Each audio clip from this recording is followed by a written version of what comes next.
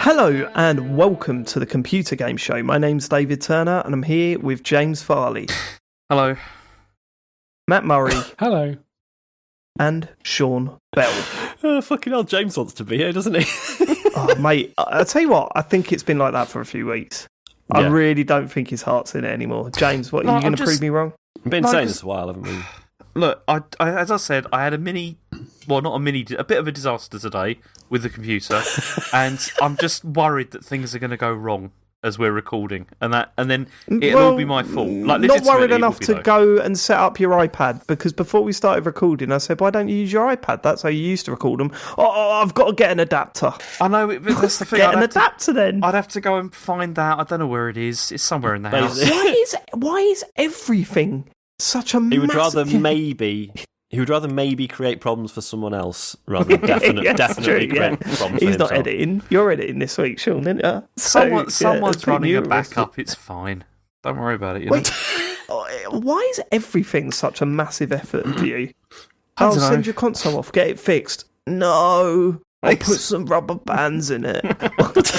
You've broken your computer by spilling coffee all over it. Oh no, I'm going to have to get this fixed now. But then you'll have a fixed computer. I know, That's but good, it's just the hassle, innit, of like weeks of it not working and like, you know, being gone and all that. Not that much of a hassle. It is. Not that much of a hassle. And it doesn't have to be weeks of it not working. It could be a short amount of time James, without it. Do you have a spare computer? I guess you'd do it on your iPad, wouldn't you, when the laptop goes off? Yeah, well, that's what I have to do, because I've got nothing spare at the moment, and it's annoying. So I just didn't want to be bothered. But he's going to have to find that adapter, Matt. Oh, yeah, so I don't know what he's going to do. I do not know what we're going to do. No. I should say, I'm making fun of James. I am also incredibly poorly. So let's just make this a low energy week, guys. Yeah? We're going to start the show by announcing the Patreon producers. And we're going to do it in a different way this week, where James and Sean are going to take it in turns to scream them in the most excited voices that they possibly can. No, I wouldn't do that to you. They are Aaron Patrick, Simon Nelson, Thomas, Jack Oven, Moomin Biscuit, Richard Sawyer, Dave Ernsberger, Colin Brown, Gazman, Gabby Pereira, Mad Hans Gruber, and welcome to the full Nels crew, Graham McKay. Now we're talking. We got Graham McKay in the house. Everyone, put your hands up! Yeah, come on, James. I actually am. Good. So am I actually. Why am I doing that? I don't know. It's weird, isn't it? Yeah, it's a little bit weird. Matt, did you have your hands up? No, they're both very down. Not committed. Not committed they're to both the on podcast. the ground, It's a shame. It's a shame. We would like to thank all of our Full Nels crew there for supporting us this month, and you too can support us on patreon.com. You too can support us. You can, yeah. We're supported by you too. This week we are supported by. There's 20 minutes of Bono before we get to the intro music. I'm so sorry about that. I am so sorry. We couldn't get anyone better. You can support us on patreon.com/TCGS. There are various different tiers, isn't there? There's all sorts of tiers there. You know, you want a bonus show? We'll give you a bonus show at a price. You want to watch a live talks over? We'll give you that as well for more of a price. Yeah. So get on there, support us. It really is appreciated. You keep this podcast going week to week.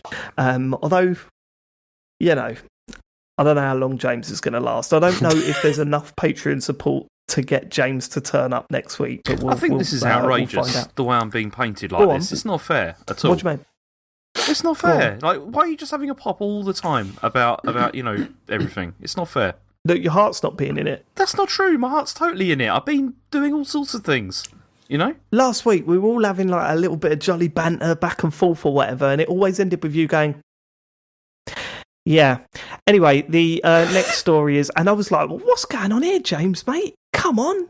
No, it's because... Come on. That's not fair. Right, if I was in the same room, I'll put my arm around you, I'll put my hand on top of your head, and I'll give you a little ruffle of your luscious locks. That's what I'd do. I'd go, come on, mate, let's go. Then I'd know you would definitely take it. I think I've worked out what it is. You know? Cause... I think I've worked out what it is. Is it because we haven't done a live show for a while? So you haven't had your moment to shine in front of an audience? Is that I really miss that, yeah. It's Is that getting to you? Yeah, definitely, yeah. That's definitely what it is. He misses the lectern, doesn't he? Yeah, He does miss Because he the lectern. can't use it in real life, in his real job.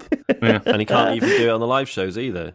Should we send you a lectern so you could do the podcast from a lectern? How next much- week? How much is a one. lectern? I'm gonna have a look. He's already got one in his garage, I guarantee it. You reckon? Just to practice What- before the big shoot. What, one of those homemade ones? Do you reckon it's got like nails, like bent nails sticking out of it and stuff? He goes It's just, to use it's it just and some he like, Amazon catches his boxes. cardigan.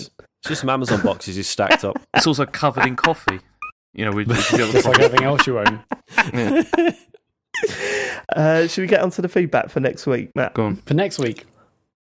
For Can do. last week. Oh my god, that's they're the one. like 500 quid for a lectern. Oh, you're looking in the wrong places. That's a smart lectern. Go budget. What are Yeah. you looking Well, on Amazon? This one has got a lectern. this one has got a cross on the front of it. Oh, well, that's You don't need that. What? Oh no, hang on, here we go. 403 quid with nothing on the front. Hold on, isn't that the lectern from No a church Likey or No something? Lighty? What's it called? Is that? Is there that? Is it the lectern from Britain's Got Talent? Has it got a red button on it that goes? No, it's just a crucifix on the front. Okay, right.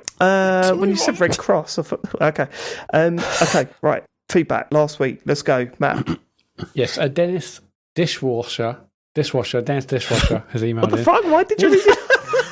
Why did you read it like that? I don't know, because I saw dish, I was like, oh, dish, and then I just like kind of lost. I just powered down in the middle of the word. That's a shame because that's easily my favourite one of these. Dennis Dishwasher. What a That's- name! What a name! Lovely old Yeah, job. it's nice. Anyway, firstly, I Or would like to dishwasher. thank Matt Morley for his service. I mean, wouldn't we all? I think we all would. He's not talking to me anymore. I have two pieces of feedback. Read James's shorts. James, how the hell did you live in Shanghai in the summer, which, as you mentioned, can be over 40 degrees and incredibly humid without wearing shorts? Your legs must have been very sweaty. Not so, because anybody, like, when you live in that sort of environment, you avoid going out as much as possible, and you just stay in. So it's just not. Yeah, that's one way of doing it. No, it's true. That's what most people do. Seriously, you never go out like in the midday sun because you'd just be stupid to do so because it's so hot. So you just stay in. So it's fine. Yeah, That's an I episode had title, isn't it? Never go out in the midday sun. That's beautiful. you poetic genius. I love it. Well, this is what happens. Like, you know, if you go on holiday, like anywhere, you know, in the Mediterranean or whatever, and you're just like, fucking hell, it's hot. Also, where is everyone? Exactly. No one And you're goes like, out. No yeah, one's it's just like, oh, they've all gone "Oh, to it's bed great." for an hour. It's like, oh, it's great. Let's get shorts on, get out. And it's like, no, you'll have a massive headache after a few minutes and want to have a lie down. So just stay indoors. Drink a bit of water, cover yourself in cooking oil, go get yourself a tan. That's my advice. Love it. Love it. James, have you That's what ever I had do. a tan, James? Yeah, sure. Of course I have. I mean, it's just, I don't like the beach. I don't like beaches. I don't see the point at all. But yeah, there you go. But shorts can be nice indoors as well. You don't have to be outdoors to wear Yeah. shorts. No, but that's the thing. If I'm not going to, okay, I'm perfectly fine just walking around wearing, like, in my pants or whatever. I'd rather do Whoa, that okay. than wear shorts. Why You you go know? that far? Why'd you go from full suit to pants? Exactly. Like, why do you need the middleman of the shorts? Like, why Just do you need that? steps inside, just clicks a button. It's like Wallace and Gromit. It's a whole series of machines rips all his clothes off. Just wandering around in your pants. Yeah. Fucking I hell. think shorts are What- perfectly fine. What, James, what about when you play football? I haven't played football since I was 14, Dave. Have you seen the size of me? You've never played football. You've not kicked a ball in a park or anything since you were 14. Of course I have, but only with the kids. Like, I'm not playing seriously. Okay. And you just do that in your shorts, Yeah, but, do you? yeah, you don't You wear do full that in your kit for shorts? that. I do it in my jeans. Yeah, It's fine. Yeah, I'm in with full Chelsea kit. Yeah, shin pads, doing Doing the a John Terry. Or white socks on. You know, it's Cameron and Chelsea. All right, go on. Remat I want being to a talk massive less Sega about fan. his shorts now because that was the most disgusting thing I've heard on this show, to be honest. Yeah. All right, walking around in my pants. fine. Nothing wrong with harsh. that at all. Yeah, Is it harsh? yeah, a little bit. All right. I don't think it is. Come on, let's go. Remat being clean. a massive Sega fan. Apologies, Matt. I realise all three of your co-hosts, as well as multiple listeners, routinely mug you off for this, but I'm going to ask anyway. What was the last Sega game you played? Good point. Well, played Judgment. Well, for about 20 minutes. Well, you didn't ask how long. Yeah. It's a point. Yeah, okay, that's fair. So, up yours, dishwasher. Sam Hartford. I really look forward to your excellent streams every week. Hearing James talk about Shanghai's heat dwarfing anything in the UK, I don't think I'm alone in eagerly waiting for the good doctor to stream Sleeping Dogs and blow our minds with more trivia. He could even wear cargo shorts to set the mood. Already played it. Sleeping Dogs. Yeah. Sleeping Dogs isn't set in Shanghai, is it? It's not. It's set in Hong Kong, and it's very good though. It was a great Even game. better surveyor, Sam. But didn't you say? I remember you saying it's not a particularly faithful recreation of Hong Kong, right? Not at all. Yeah. But it's still a very fun game. It's still very good. Yeah, it was decent. I think it a little bit overrated by being one of those sort of B-level games that people really like, so they rate it a little bit higher than maybe they should. I think. Nah. I just remember I had a problem with the story a little bit where it was like, hey, you're working with the criminals, but you're also working with the police, and I thought, wow, this is going to be so interesting that it's going to make me pick a side, and it doesn't. It was like, okay, there's this really interesting aspect of it, and it's just it's way more straightforward than that. But when's no, the last game to enjoyed do that? You know, where you're playing both sides, you might be undercover, but you know, it's like a whose side are you really on? And that's when's the very last great game that did specific, that story-wise? very specific, game narrative. That isn't it? I can't think That's of anything what I off want. my I top basically of want the my why of the game. I can't Just really more play any Yakuza game, and that's always one of the tropes that they use. It's in most of those games at some point. Technically, all the Fallout games do that, and when I say all the Fallout games, I mean 3 and 4. They both do that, don't they? Like especially 4, where you meet all the factions, and then you end up deciding which faction you're going with. Oh yeah, that completely changes the way you go about things. Yeah, I think James and I chose different ones. Didn't you choose the hippie camp? Yeah, I think so. I don't remember. What were they called? The Railway Kids or something? That had a really weird name. What were they called? The Railway Boys. I really don't remember. Railway Such a long Boys? time ago. Team Railway. And I chose the Scientists, if I remember correctly. No, and you were like, but they're horrible people. And I said, I don't care. You mean the Brotherhood of Steel? No, Brotherhood of Steel were the they're like the police, aren't they? Essentially, they're like the army. all the Do you mean cool Thomas the tech Tank stuff. Boys? Is that what you No, mean? I was the Scientists, Yeah. run by someone that I can't mention, scientist. just in case someone plays it. Run by a scientist, yeah. You don't remember any of this, James? I don't. Is this Fallout 3 or 4? 4. Oh, that was ages ago. Mind you, 3 was even longer ago. I don't remember. Right, Yeah, I know. let's Yeah, move yeah. on. Believe it or not, it's funny how numbers work. Go on.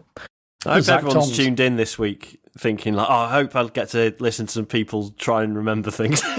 And fail. Zach Toms, hi guys, love the show, and I think you're all great.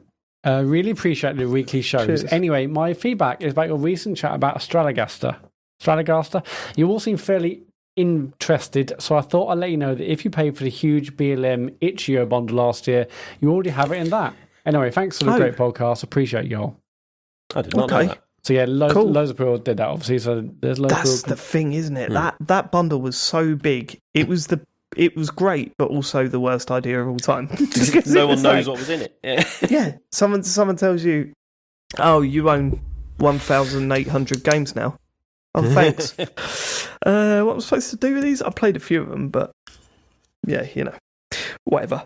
Robotic Monkey. I mean, that Reese- website's not great for like filtering and going through the library either, is it? You can, basically, because what I started doing was you can go through that bundle and then basically, I forget what it is, but there's a button you can click. I think it's if you click like the download button on a game, it then adds it to your library. So you essentially, if you spend like some time just going through the list and basically just clicking on things you think look interesting. Yeah, but that's like 1,000 and whatever Well, games. yeah, right? can't you it's select still like an all? afternoon's work, right? So Select all. And select all, add to Steam library, done. Can you just do a filter button that has a title that's like Fizzy Wazzle and the Bozzle Boys? Like anything like that, I don't want to play. And anything that sounds like a puzzle game, which is clearly going to be like real basic, terrible stuff. Like Square Divide. No, I don't want to play that one. Just give me something. Yeah, I mean, if you have that bundle and you recognise games that are in it that are pretty good, let us know, because I wouldn't mind playing them. I might try this one out. Okay. Robotic Monkey, read screen resolution of the possible new Wii. I think you mean Wait, what? I think you meant Switch. It's easy to fall into a trap. Robotic Monkey! Come on. What? It's easy to fall into a trap that we need higher and higher screen resolution, but unless it's pressed to your eyeball, 720 is fine. For reference, I test mobile phone benchmarking software, so I spend all day looking at different phones, all boasting higher and higher resolutions. While high resolutions do look nicer, after about 10 seconds, your eyes just get used to what you're looking at. Also, the pixel count on a 720 screen is about half that of a 1080 screen, meaning that it should be easier to keep games at a more stable FPS count and keep battery life longer. Thanks for living it. Appreciate y'all. Yeah, it needs to do that. I mean, when you see the struggle of what's it on that thing, the Bowser's Fury on that thing, especially in handheld mode. Yeah. What struggle? Well, like the frame rate going down. I mean, it's halving in handheld mode and then dropping even further when it's all kicking off. Well, no, it's not that bad, but it's noticeable. It's like trying to turn a boat. Yeah, it can be pretty bad. No, that's not the frame rate though, is it? That's the sensitivity of the thing. And it turns faster if you use the left stick rather than the right stick. I don't know, it felt like it was just struggling to turn around. No, that wasn't. That had nothing to do with frame rate. It's just when Bowser's firing loads of fireballs down at you, but they're also in the middle of a level where there's loads of enemies, it chugs. Okay. I mean, I barely played it in handheld, so it seemed fine to me in docked mode, but maybe it's worse. I don't know. Yeah, dock mode it did it a little bit, but it was nowhere near as bad as handheld was, where it was like struggling a bit. Well, not too, as I say, it weren't game breaking. It wasn't like frustrating or anything, but it was noticeable. So yeah, keeping down to 720 is probably the way to go. You're probably right. Yep. Luke Summerhays. All right, lads, I wanted to get in touch to defend the good name of my boy Peter Parker. Oh no, I knew this was I'm coming. a lifelong Spider-Man fan. He's my favourite fictional character. As a geeky kid reading comics back in the day, pretty much every other superhero was a literal god, a billionaire, or both. Spider-Man, though, was just a kid like me. He had real heartbreaks and was emotionally vulnerable. His life was a mess, he wasn't popular, and he could barely pay his rent. Nonetheless, he did the right thing whatever the cost. He was inspirational. Nowadays, there's no shortage of content lasered targeted at nerds like me, so I can totally see how important having someone like Miles Morales under the mask is. I love the character, no doubt, but Miles being cool doesn't make Peter less important. Appreciate y'all. Yeah, I mean, I caught myself when I was going through that rant where I realised that I was basing everything I know about Spider-Man, like everything I think about Spider-Man on 2 games. That was it. Like, that's the only media content I've... Well, and I watched the Spider-Verse film. But yeah, every time I've seen him like in trailers or whatever for the films, it's like, I don't know. Well, yeah, again, I'm basing it on trailers, so it doesn't count. I should shut the fuck Maguire and the Spider-Mans I wasn't a huge fan of. Okay, well, listen, I mean, plus, obviously, it's one of Peter Parker's things that he cracks wise a lot, and if you're not necessarily into that, probably quite grating. So I can see that. Yeah, but it's again, none of that is based on anything. It's based on 2 games that I've played. I should just shut the fuck up and just say I really like Miles Morales in those Miles Morales in that one game that I played, and that one film that I saw. That's it. Okay, you got your point across. I think it is 100% valid. I shouldn't have said anything last week because I'm an idiot. That's the absolute truth. Ryan Haman. I'm sure there were 1,000 correspondences about the same thing last week, so I'm sorry if this is turning into a pile-on, and a bit not fair since Sean was on the spot last pod, but the roguelike/roguelite difference wasn't exactly right. Both feature randomised level layouts with randomised power-ups and loot on single death runs that reset you to the beginning of your adventure upon death, but a roguelite allows you to make permanent progress and power up your character in ways that will make future runs easier, like Dead Cells or Hades. Roguelikes are true 0% resets every single run. You may unlock the chance to gain new items in future runs, but the character does not grow stronger from run to run in any permanent way, like The Binding of Isaac or Enter the Gungeon. Pedantry resolved. Cheers. I didn't know that because...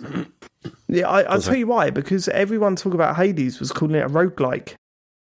So that's really surprising to me. I think there's a lot of confusion out there, but that makes sense. Yeah, definitely. Yeah, no, I did. I mean, that was the only official correspondence we had. I did have several friends Text me about it. How irritating You was it? idiot. How irritating was it? It's bad. Like it's bad when you're getting it through Twitter and all that, but when it's your mates texting you and correcting you, it's worse, Yeah. right? Yeah. Yeah. Thankfully, I don't have many friends, so I don't get that a lot. No one was texting me this week going, "You can't talk about Spider-Man. Stop talking about Spider-Man." No need for them to call you that. Am I right, David? Good point, Matthew. Jerry Freezer. Evening team. That's another good one. I've remained silent Great. until now, but I'm afraid my patience has been thoroughly tested. James's relentless assault on the reputation of the Commodore Amiga has to stop. Episode 242 was the straw that broke the camel's back. When Matt was describing the beautiful art style of Devolver Digital's Loop Hero, James said he thought it looked awful before adding, and I quote, "It looks like an Amiga game." I actually been said it 3 looked like weeks in a somebody row had been now. sick on the screen, but you know. Yeah, I love the way it looks. It's been 3 weeks now. He's slagged off the home computer / video games hybrid powerhouse, and I'm sick of it. I have to say, it's a bit rich coming from a man who can't tell the difference between a broken Xbox and a working one. This was a machine that brought Lemmings, Monkey Island, WizKid, Fire and Ice, Sensible Soccer, Cannon Fodder, Speedball 2, Chaos Engine, Pinball Dreams, and countless others. The man has no idea what he's talking about. You know, Monkey Island, WizKid, Fire and Ice. These are the games that Sensible Soccer. Yeah. Yeah. Lately.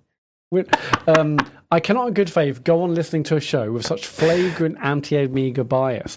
It's not my fault James didn't have the skill to recreate the mask of Tutankhamun featured on the cover of Deluxe Paint and had to stick his plastic baby console that did all the work for him. I demand an official apology from James Farley and an immediate stop to his scurrilous, ignorant campaign against the best games console ever produced. James, stop laughing. If you're after an apology, it's probably best not to spend 4 paragraphs having a pop. Like, just like, I mean, if that was truly your goal from this email, Jerry Freezer, I think you've Even got if the that wrong is way your real about name, it. which I doubt. Good point, James. Are you your going to response, apologise please. now, James? I'm definitely not going to apologise because Are I you going to always enjoy apologise this. now? Well, I mean, in a way, I already have. You know. Okay, all right. You're not getting an apology, Jerry. No, Sorry definitely about not. that. But It's, you can absolutely expect more digs at the Amiga in future from James now that he's aware of it. I love the Amiga, especially. I mean, Street Fighter 2 on it was amazing. I mean, changing the discs like partway through a match, all that kind of stuff is brilliant. Using a controller with one button to play a beat 'em up, amazing. But go on, yeah. Matt Spink, aka Egg Daddy on Twitter. Feedback: I just want to side with James, not wanting to send faulty stuff back. I had the exact same fears, e.g., getting a worse product back in. Getting a worse product back, or the original fault being worse or damaged. I bought a 1,300 quid LG CX OLED in November, and it has 2, not noticeable unless you really look from a couple of feet away, dead pixels. But reading horror stories of people who are on their 4th or 5th TV because replacements are worse in some way, I decided to keep it as it is otherwise perfect. 4 months on, and I am very occasionally remember the dead pixels and make a point not to look at them, and I'm very much enjoying my TV. I was lucky enough to get a PS5 last week, and it's noisier than expected, but massively quieter than my PS4. As I often game at night when the family are asleep, I have volume low, so I can occasionally notice it from where I sit 8 feet away, but I'm not sure if the noise level is normal. How it compares to James's noise levels, and there's not a chance in hell I'm going to risk returning it. He should have sent the Xbox back though. That thing was broken. Love this show. Thanks for the weekend. This is. I mean, listen to yourself. I'm so worried that what I'll get back is worse. I'm going to keep with this broken thing, and also that if the thing you get back is worse, you can't send it off again. Where's that idea come from? But it's just the hassle, innit, of doing that. It's of just what? Well, okay. Especially a TV. I sent my PS5 back. Like, I've actually sent it back for them to have a look at, and I sent it back on Monday last week, and it's still on the tracking stuff says that they haven't received it yet, even though I know for a fact they have because I checked Parcel Force and it says that they have received it. The parcel force. Yeah. It sounds like that they're not actually the courier, and it was you contacted a team of crack detectives like from the FBI. parcel force. Parcel You're through to farce. Am I parcel right? force. Am I right? Where did you send the package? We'll track it down for you. Mate, I just it's not that much effort. You just drop it in and then you're done. All right, it's a week of not having it, but you got other toys you can play with for a More little than bit. a haven't you? week. It's like it's just hassle, and I just hate all these things just having to keep fixed all the time. It's annoying. I don't like it. Yeah, stop fucking pouring coffee all over it, then, James. It's annoying. That helps. Annoying. Okay, is that it for the feedback, Matt? Yes, I was on mute. Yeah, that is it for feedback. If you want to leave us feedback, go to tcgs.co/deartcgs. Oh, cool. Let's get onto the news. Come on, James. I'm up for this week. Come on. All right. There's a Hit couple me of with the things. news. We've got EA are investigating what is being called EAGate. I mean, am I the only one who hates that? Like that whole just adding that to the end of everything. It doesn't even make any fucking sense. No, it doesn't. No, It just I'm not a winds massive me fan up. of it. It just winds me up. I hate it. Especially when they're as generic as this one, because Yeah. it's about a very specific way of an employee trying to earn money, right? Like on the side. And it's just been brandished EAGate. Yeah, Well, it's it's not a hardly a widespread scandal. fucking It's conspiracy. like is one it? It's rogue just- employee being an idiot. Yeah, go on. That should be like Anyway. hashtag rogue employee or something like that instead. But anyway, Is that This James? episode's now called James Gate, by the way. See, I'm modern. I'm modern. I'm with the kids. Just say hashtag in front of it, right? Have you ever thought about a career in social media management? I think I'd love that. I'd smash it too much. I think if anything, That's true. it'd be Break the internet. Yeah. Well, did you see how well his Retweeted too many emoji times. tweet? You see how well his emoji tweet went down after last week's show? what's mate? amazing. Oh, yeah. Up. I'm nearly at 100 likes now. I mean, that's How many retweets? one or two, but it's the likes that count, Sean. That's Yeah. It's go on. the Vimto one didn't do as well, but never mind. Go, let's No, go. it was good Let's though. go. I enjoyed let's that. go. Let's hear about E EA. So what it is that people are alleging that there's an EA employee who's been selling these like FIFA Ultimate Team cards like directly to players for a lot of money. Is what's been happening. So what it is that these are these are units that are called icons and prime icon moments, and apparently they're being sold for like €1,700, like for groups of cards, and like they organise like a sort of a meetup or whatever with the seller over like instant messaging, and then they pay the money and then they get the cards, and that's what happens. Because normally the cards work on. Sounds like you're advertising the service, James. Rather than It's condemning dead it. easy. There's no hassle whatsoever. You just pay your money. Everybody's using How them. many times have you done this, James? Are you the person selling the thing? I'm not the person. That's not my Okay, not my bag. Okay, we'll find out who it is, but I've got my suspicions. Go on, James. So normally it's like a lottery-based system of how these cards come out, and you've got like there's like an under 1% chance that you'll get these cards. But then if you pay up the money, then obviously you can get it. So With a 100% EA chance then. have made a statement about this. Do you want me to read it? What they said? Yes, please. So they said, Yeah. we are aware of the allegations currently circulating within our community related to FIFA 21 Ultimate Team items. A thorough investigation is underway, and if we identify improper conduct, we will take swift action. We want to be clear, this type of behaviour is unacceptable, and we are in no way condone what is alleged to have happened here. We understand how this Well, creates obviously. concern about unfair balance in the game and competition. We will update the community as we get more clarity on the situation. Now, that was earlier, and now they have updated the community, and they said, yep, there is a wrong one. There's somebody who's been doing it. Oh, they're the onto quote. you, James. They're onto That's you. the quote. That's the entire Go on, press what's it? release. Yeah. What's the new quote? There's no new quote. They just said, we've discovered there is someone doing it, so things will happen later. But I don't know what's happened yet. Right, a couple of things about this, right? This story. First of all, it can't have been that hard for them to track down who was doing it. It can't be, because they must know the accounts that have got hold of these cards. If they're ultra rare, as they're saying, they must know what accounts hold these cards, when they got them, how they got them, and where they got them from, if there was trading involved, because I assume you have to trade via accounts, right? So the person that's taking them is putting them into an account and then trading them off. There must be some way of linking all that together, right? Secondly, I find it hard to give a shit. You know what I mean? This is the way that EA have introduced a system to try and get as much money out of people as possible. That's it. Yeah. You know what I mean? These cards are only rare because EA have made them rare. Yeah, absolutely, you know what I mean? And why have they Mm. made them rare? To try and make as much money out of selling packs as possible. Not real packs, digital packs. You know what I mean? It's like, I don't give a shit. Fuck it. They've been done over for their shitty microtransaction thing. I don't really care. All right, the guy that's doing it is thieving, so I don't care. But if they get caught, and the people that are doing it, ban them because they're cheating. That's it, isn't it? There you go. There's no good guys here, is there? There's no one to root for in this story. Should I be a judge? Do you reckon I should get into Do you know what? Fuck the lot of you, actually. You're all going to prison. Fuck it. Yeah, You are a terrible definitely company. ban He's been doing thieving, but never mind. And it's just...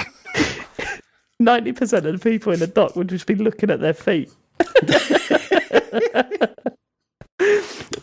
Yeah, all right, that's that one summed up. What's next? What problem have I got to sort out next, James? Well, it's not really a problem, but Phil Spencer has now kind of given more detail about the exclusivity after the ZeniMax deal. Yeah, go on, Phil, make them all let's hear exclusive. it. Fuck Yeah, the PlayStation. okay. We've got Xboxes, so it's all right. Go for it. So he basically has said, we have games that exist on other platforms and we're going to support those games on the platforms they're on.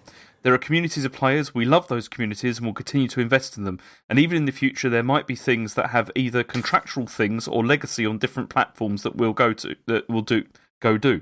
But if you're an Xbox customer, the thing I want you to know is that about delivering great exclusive games for that ship on platforms where Game Pass exists. So basically, he's saying, yeah, stuff going forward probably is going to be mostly just on Game Pass, I think it would appear. Yeah, this kind of goes against the way we thought they were going, right?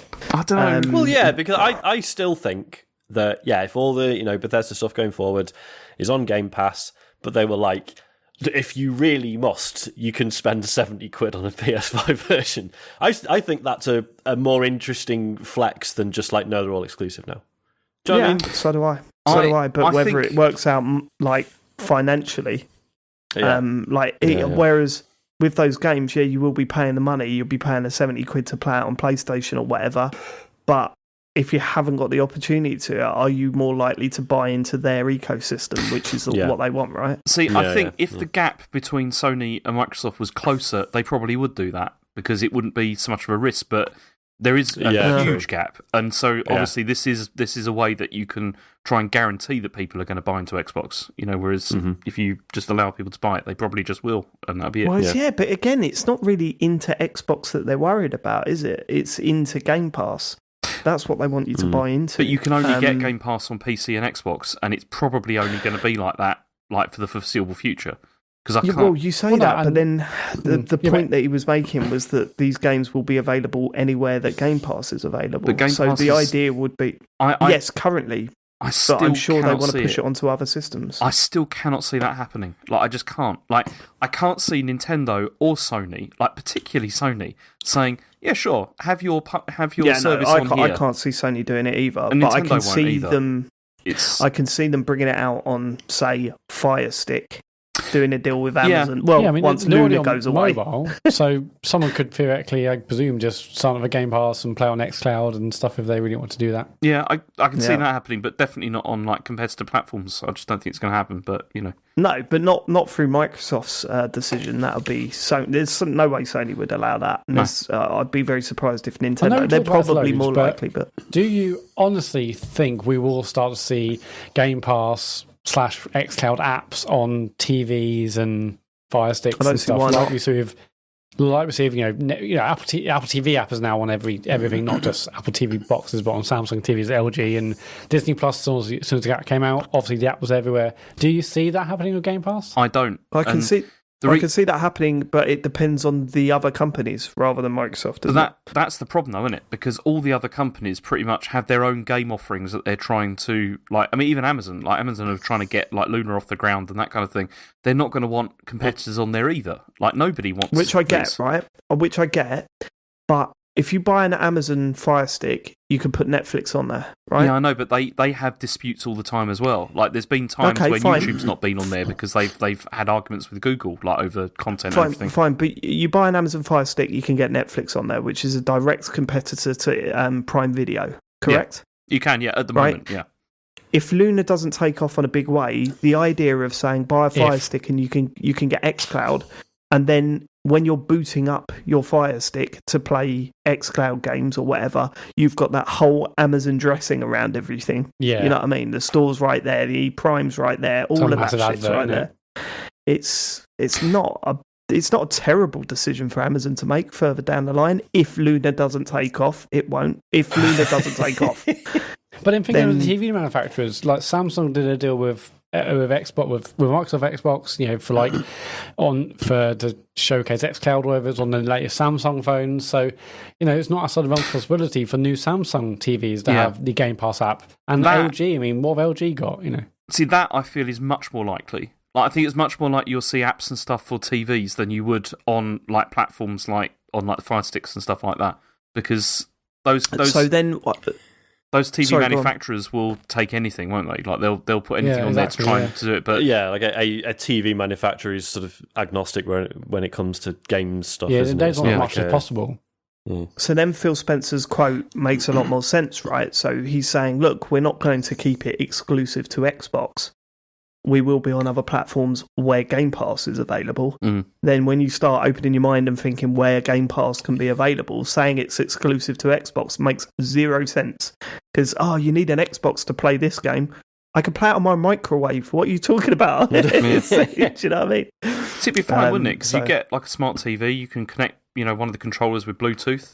Great, there you go. That'd be absolutely fine. Yeah, that sounds like the dream. I mean, It'll be really cool. I mean, obviously I've got the console, so it's not really for me, but that sounds like a dream. But I can't actually imagine it actually happening. It almost sounds too good to be true. I think it sounds too far into the future. When I'm talking about this stuff, I don't think this is happening next year. I think we're way off from this really spreading to various different platforms, I think. Yeah. But it'd be, that's where you've got to look. When you're starting a service like this, you've got to be looking 10 years down the line, where are we going to be? What are our targets? Where do we want our product to show up? So I think that's what's going on here.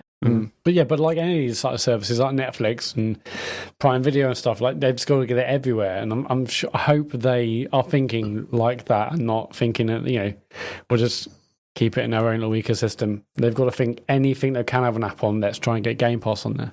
That's just exactly what they're thinking, Matt. Just like Google I'm did sure with Stadia. They did exactly the same thing. They tried to get it on everything. The amount of work they're putting in to try and get it working on iPhones, you know what I mean? They're definitely trying to do. They've definitely got that mindset, I reckon. Cool. So, running on from this, 20 Bethesda games have also been added to Game Pass as well after this. So, yeah. I felt well bad. There was that big image that they put out and said these games are going to be on Game Pass as of what, next week, is it? It was last Friday. Last Friday, right. Yeah. So they're already on there. But I looked at that list and I was kind of like, oh, okay. There wasn't anything that I thought, yeah, come on, I'll get to play that now. I mean, it's cool if there's a bunch of games. The problem is I've played a lot of the games I wanted to play on that list, so it's not Dave's been really hard to get hold of Skyrim. I've got no interest in Skyrim. Play it. But like Fallout 3 and 4 and New Vegas and stuff, okay, fine. I mean, 4 wasn't very good, but whatever. But I've installed, like Doom Eternal and... what's that? I've installed Prey. Because I feel like I should give that a go. That's the only one I want to play. Yeah, you really like that, didn't you, Matt? It's and it's well, got there's something there. It's got the FPS boost. Yeah, 60 frames now, isn't it? Mate, well, up to apparently. I haven't tried it yet though. But cool. It just, I mean, all this stuff is making it look even better, isn't it? And all right, okay, these initial 20 games didn't interest me, but I'm sure there'll be games along in the future. As I say, Deathloop. I'd really like to know how long PlayStation have got that. Yeah. Yeah, it'd be an interesting one. Yeah, it'll be 6 months or a year. Hopefully, it's just 6 months, and then 6 months later, Game Pass. Lovely old job. Go on, Em. So the other thing is that Microsoft are now testing a Chromium-based Edge on Xbox as well. So this will be to replace the version of Edge that's on there at the moment, which is awful. And the good thing about this is that this could open support for things like Stadia. And things like this that you could then play, that you could play through this, like in theory, that would work. I mean, people have also said, okay, you've got like Stadia and like xCloud. It's like I really don't think xCloud is going to be delivered via a browser on the Xbox. I think that's very unlikely. There'll be an app, won't there, or something, to run it. But this is a good thing. So what would be the point?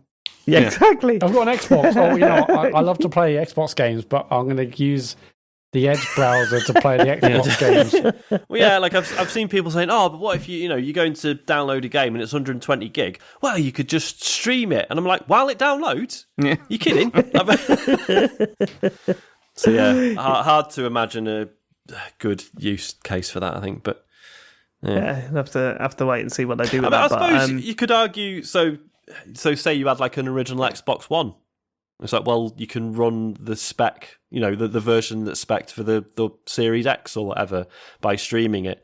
But then it's still I don't know. I don't know if it'd be worth the trade-off in terms of latency and stuff. Mm-hmm. But... Yeah, no, it's true. That's a fair point. But like, the thing that I don't get, like going back to the original news story, who uses the browser on their console?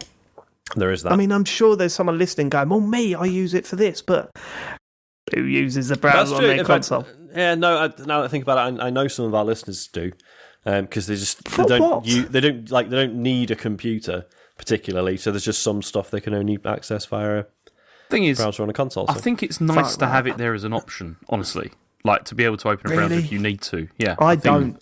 I've got an argument against that. Because the amount of times I play and it goes, "Here's our terms of service, press this button," and then that big E shows up at full screen and you're like, "Oh, fuck off." You see it loading, you're like, "Oh, I don't want to do this no more." Or news sections in games and stuff, they're just like links to browsers and they bring all that shit up. I hate it. It's funny, isn't it? Because also, that's my argument against it. Other companies have like Nintendo and Sony are both kind of like removed browsers as well, because it's always like a known vector for like doing things as well. True, yeah, it's often a way for hacking and stuff, isn't it? Has the PS5 got a browser? No, it hasn't, no. Because the PS4 had a pop-up one, right? It did, it was like there was a bring one up, rubbish web browser on there as well. Not good, yeah. Okay. All right. It's weird, it's just got me thinking, like, are we weird for owning computers at this point? Statistically. Like, because obviously, there's a point where more and more people are getting them, but now everyone's got a phone or a tablet. Yeah. So presumably not many people have different use for an experience. actual. You're right. You're not if we're weird to use it, but like, are there less and less people having home computers? I think yes. Yeah. I think yes. But I don't think we're weird. We're cool, if anything. Yeah, we are cool. We are. We're cool crew. Just like Amiga owners. It's just it's great to have a computer. Don't have a go at the Amiga. It's a stigmatism since they had when they were a kid. Right, okay, let's go. Okay, so also the Xbox One guide is going to be switched off. Which is all of these going to Xbox? What is it? A lot of Xbox news this week. You don't know the One guide. The One guide was the thing for live TV, right? Yeah. It was just taking the guide stuff, like the TV guide thing, and then just putting it. Didn't even launch. It didn't even launch over here, did it? No, it did. No, absolutely did. Because then they had that TV tuner. They had the TV tuner, which you could plug in, and then you could like watch Freeview if you wanted to on it. Oh, that's right. Yeah, you could watch TV without a plug-in box. That's right. Yeah. Sorry, I forgot about that argument. I mean, okay, all right. That went out the window when there was only one HDMI port on the new consoles, right? Yeah, because this was all for the pass-through, so that you could like run other things through it, and now there's no point because that dream is now dead. It would appear it is dead. It is dead. Does anyone care though? That's gone. Because again, it's one of those things where one guy out there will be going, "Oh no, Dom Magic." That's Dom Magic. Yeah, I bet more people Dom than we can possibly imagine were still using it. There must be someone out there who's got an Xbox One and the RF input on their telly is fucked. Right? That's the only thing I can think of. Well, and they don't have a computer. Do you want to hear what Microsoft said about browser? Yeah. So they said, based on customer usage and feedback, we're constantly evolving the Xbox experience. To that end, beginning this May, we'll be sunsetting live TV listings for One Guide on Xbox One. In order to improve your experience, we're removing some bullshit normal. Yeah. That's the way to frame it, isn't it? This will make things better. How? I don't know. We're just getting rid of it. Shut the fuck up. Remove something bad. Brings the average costing up. us money. What's the fucking point? You ain't using it, are you? Are you using it? Well, stop moaning. Yeah, well, if we get rid of it, we can sack the guy who's still updating all the listings and stuff. So. Yeah, could you imagine if it was manually operated? Yeah. Someone there with a TV, Radio Times, like just going through the pages, just kind of typing in the royal family, BBC Two. Do you know, 9 they PM reckon next.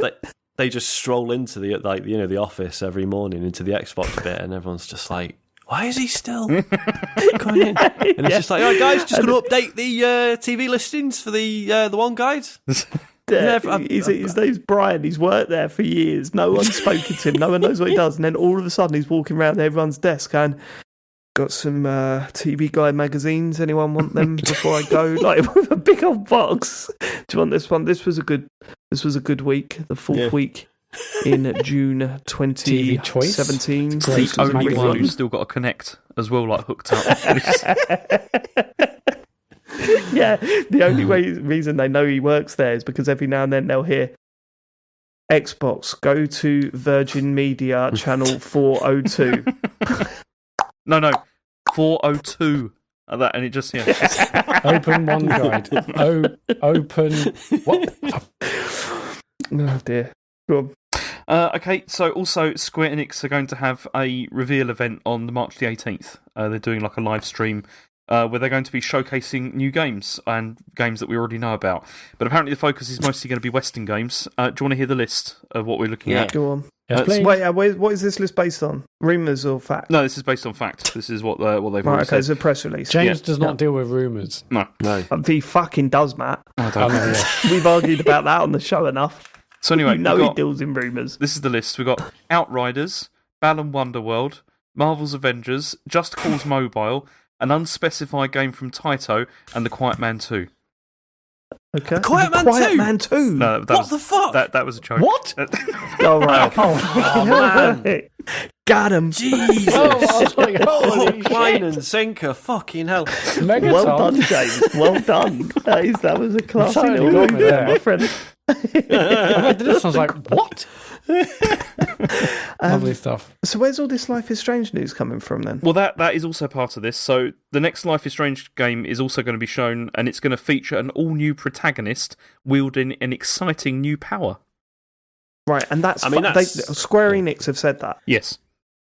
Okay, cool. Because today I was genuinely thinking I'm ready for another Life is Strange game. And we all know it's not Don't Nod working on this one. Mm-hmm. So I'm fascinated to see where that goes. What do we reckon the power is? Because I've got dibs on it's going to be invisibility. Invisibility. Yeah. Yeah. That's exactly what I was gonna say. Yeah. It's going to be that, isn't it? That'll be it. Yeah. Yeah, it'll be that. So far I've had Flight. time. Mm-hmm. And what else we had? Manipulating time travel. stuff. Yeah. Had Telekinesis. mind powers. Do you not remember these games? You killed a bear or whatever it was. I just focused on saving Daniel, and that was it. It was a saber-toothed tiger, actually, and it was about to eat And us. stealing his chocolate, if I remember correctly. Yeah. What is What was the Choco other thing you were Crisp? focused on? It's Choco Crisp and That stealing was money a in a charity written box. question. I thought it was Thieving from a shop. If I remember correctly, Matt. And I had to protect myself and him. Took a smashed open a box by a car park to get some money out of the box to feed us, basically. Shocking. Didn't you nick the Choco Crisp from someone's car dashboard as well? He did. Yes, because again, I thought we were going to starve to death on the side of the road. So you need a chocolate bar. It's like by the end of Matt's game, Daniel was a hardened criminal, which was pretty funny. But he was alive. Look.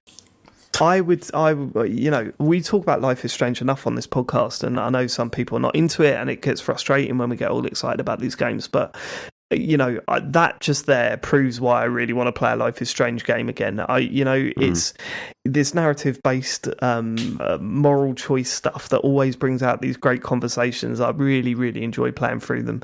I just hope it's a good one. That's all we can do, is just hope it's a good one. I think we're not necessarily going to do a spoiler cast on it. We'll discuss it once we know a little bit more about it. I mean, we don't even know if they're going to continue with the episodic releases, or if they're going to leave it, like release it all at once, or what they're going to do. My thought now is that maybe it should be like a Netflix thing where they go, it's episodic, but it's all available day one. You know what I mean? Yeah. I'm sure Kind of makes sense. I'm sure they must have listened to the feedback from the last time when there was those gaps were huge, and that really felt like it hurt the game as well. That was bad with Life is Strange 2. Yeah, that was. That's it. Yeah, isn't but it? then I mean, tell me why. That was way too regular. Wasn't that like every week or every 2 weeks? that was every week. Yeah, I mean, maybe because we were doing a spoiler cast, it felt like a lot to that's cram in. exactly But what it was. Doing 2 podcasts a week for 4 weeks was a nightmare. But especially because the game wasn't that good. And, that didn't help. Yeah, it was a bit disappointing. It wasn't. Yeah, it wasn't terrible. It wasn't terrible, but I think more importantly, it wasn't great for a spoiler cast because the moral choices weren't really moral choices, were they? No, it was pretty rubbish. It was that fell a bit flat. And then I read someone. I was reading some stuff about Tell Me What You Did the other day, and they made the point that why did they make a whodunit game involving like 4 characters? That's absolutely right. That's what that game was. It was this big whodunit game set in a town where apparently only 4 people lived. So it was like really jarring. But I don't know. I'm well up for this. I can't wait I'm to up see for it. that as well. We'll see. I hadn't thought about when what you just said then about maybe if it's just an all-in-one rather than episodic.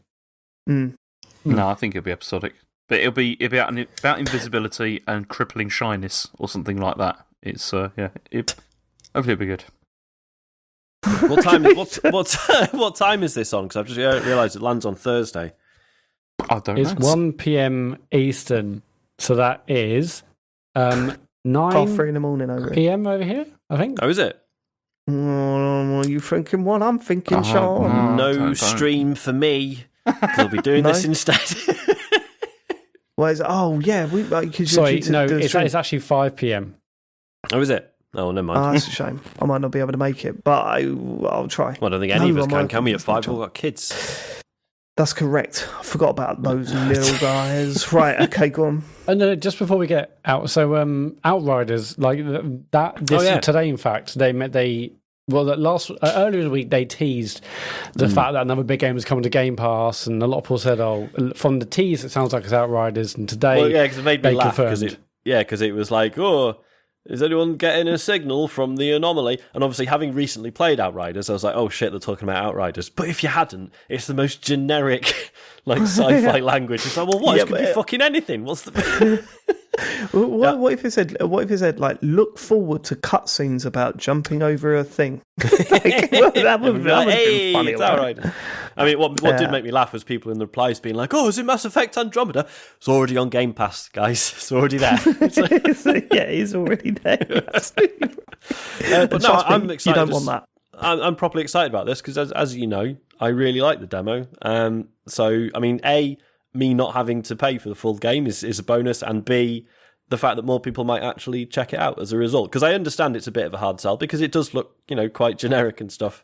So a lot of people have sort of skimmed over it, but hopefully this means I'm more likely to try it, yeah, for sure. Yeah. Whether I do or not is another story, but let's face it, it's not exactly rammed with classics this year, is it? No. So I'm sure I'll make time. When's it out? 1st of April, I believe. 1st of April, straight to... what if it gets to the 1st of April and they go, April Fools, it's not 40 quid. It's actually 50 quid, fuck you. Yeah, it's actually 70. Fuck you. You cheeky... Go on then. Last story is that Devotion is now... You can now buy it from Red Candle's online store. So this is a good thing, because this has been disappeared for a long time because most of the other outlets wouldn't touch it because of the China issue. That's right. And and apparently they've said that all their future games are going to be sold through this as well. They're just going to publish them on their store. So that's really good. So if you want to play it, because it's apparently very good, and I mean, I really like Detention, which was the one before this, and it's supposed to be an excellent horror game. So I mean, I'm going to download it and have a try. So yeah. What's it on? Sorry. I don't know if it's on Mac actually. It's definitely on PC, obviously, but I don't know if it's what other platforms it's on. Have you got a PC that can run it then, James? No, but that's what I'm saying. If I can play it on Mac, then I'll do that. GeForce Now, is that available on that? But presumably not. No, because it's not on Steam, is it? It's PC and Mac. Yeah. Yeah, there you go. Okay. It is PC Mac. Okay. All right. Well, all you've got to do is dry out all of the coffee from your Mac, download it, and play it. You're sorted. You're laughing, James. It smells and don't spill terrible. any more coffee on it. More importantly. I'm looking forward to a stream where you point a camera at your Mac and play it that way. Okay, cool. That's good news. Is that it for the news? That is it. Yeah, that's pretty much it. Let's get to what you've been playing then. Let's start with Matt, because I'm excited to hear what you've been playing this week. Oh, yeah. I've been playing absolute fuck all this week. Yeah, I know. I can see that on the, the document. Are you... Right, let's explain. You've been crazy busy at work. You've had a lot going on at home. You haven't had much time to game, right? Yeah. How have you felt about that? Like, are you itching to get back and sit down? Oh, yeah, and I really play miss something, it. or... But also, I'm just not in the right... I just can't... even if I had time, I'm just not... I'm not in the right mindset to be relaxing playing a game right now, but like, is there something coming up that thinks... that like, where you're going to make time for it? Is there something on the horizon? I mean, the only thing I've kind of think about is Ratchet and Clank in June. Yeah, that could be quite good. I'll be free by. I'll have more time by June, and looking forward to seeing June. That. That's months away. Well, yeah, I'm only thinking that because that's the only like sort of confirmed release date of anything that I really know of that's coming soon. I don't know, mate. You've got your stream. Surely you're streaming with James at the end of this month, aren't you? Well, yeah, It Takes Two. Slightly after that, yeah. Can't wait for that. Looking forward to it. Oh, It Takes Two looks fantastic. Yeah, like you're right. It's going to be a lot of fun. I'm looking forward to that stream. But I know what you mean. Like, there's games I'm looking forward to that now they're just not even discussing release dates at this point. Like, yeah, like Psychonauts 2, isn't that due out soon? I think so. Yeah, Psychonauts 2. Like Hollow Knight, Silksong, The Ascent. I'm really looking forward to, and they've all just gone quiet about release dates. Yeah, I'm hoping. I've actually been looking back at some of the Psychonauts 2 stuff, and I think actually this could be brilliant. Like if it runs well and looks as good as it does in the trailers, then that'd be a blast to go through. And that's I know we talk about Game Pass a lot, but that is a good benefit because that would be one of those games where I'm like, I'm not going to pay full whack for that the day it comes out. There's too much. I'm not 100% sure if I'd like it or not, but because it's on Game Pass, boom, I'm well in. I'll play that day one. But no, I'm very excited to play games again soon. I actually made a purchase last week that arrives tomorrow. I'm very excited. Is it another PlayStation 5? You bought a new TV? I bought a new TV. Another one? Okay, what'd you get? I got a LG CX 48-inch OLED for the office, so I can see. It could do 120, right? You can do 120, yeah. Oh, that is. I want to experience that shit. That's gonna be my PC monitor as well. Well, how many inches? 48. As a PC monitor? Yeah, that's gonna be on my desk as my middle monitor. My middle of three monitors. Going to say, you load up a Word document on that baby. You're really looking at that Word document. burn your retinas. Yeah, so I'm very excited to see that. Although, so all my consoles, so if I want to plug them into a Switch, which I've got currently, so all my consoles are going to a Switch. I can press a button and switch between Xbox, PlayStation, and Switch. Currently, there are no switches around that actually that enable 120 frames pass through. Yeah. Of course, how many ports has it got on it? On the Switch? No, on the. It's got 4 HDMI. And are they all capable of doing the 120? HDMI 2.1, yeah. So right, okay, cool. So that's cool. But then how I've got it for streaming and how I've just had it for years now is that all the consoles basically plug into my Elgato 4K 60 in my PC for streaming and stuff. That doesn't allow 120 pass through either. So if I want to see 120, which obviously I will do, I just have to unplug things and plug it in just directly from console to TV. You put this brand new telly, you're not going to be able to use the full game. Well, no, I will. It's not like I'm streaming at the moment, so it's all good. But I did manage to find like a switch and also an audio extractor in one because again the mixer I've got it requires bloody those Toslink audio white cable things. Yeah. It's really hard to find one that both has 4K 60 as well, because most of them are like 4K 30. Anyway, like basically there are no things out there that really does what a lot of people need them to do at the moment. No, but there will be eventually. You're not owning that TV for a week. It's gonna, for a few years down the line. Yeah, anyway, I'm very excited to solutions will see come out for this that stuff. and just have something new to on my desk. That'll be fun. Yeah, I've got another update. Go on. Is that today? I finally cashed in all my Microsoft Award points. Oh my god! So it's over. It's over. Brilliant. That's really good. I'm going to feel free. Like I haven't got the vouchers yet. I'm going to use all the vouchers to like buy a new keyboard. How much? Well, the keyboard's 200 quid. But I've got 175 quid of vouchers. I was going to basically. So I got like 267,000 points. I was going to say, tell you what, I'm going to hold on to 300,000. That is 200 quid. I'll get the keyboard. But I thought, no, I'm just going to do it now.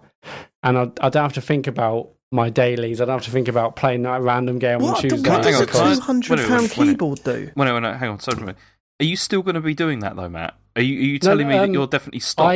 I hope, and I think that will be the spell broken. And I won't be thinking about it every day and like, okay, No, do this, log in here. wait. So, sorry, I must have missed an important part.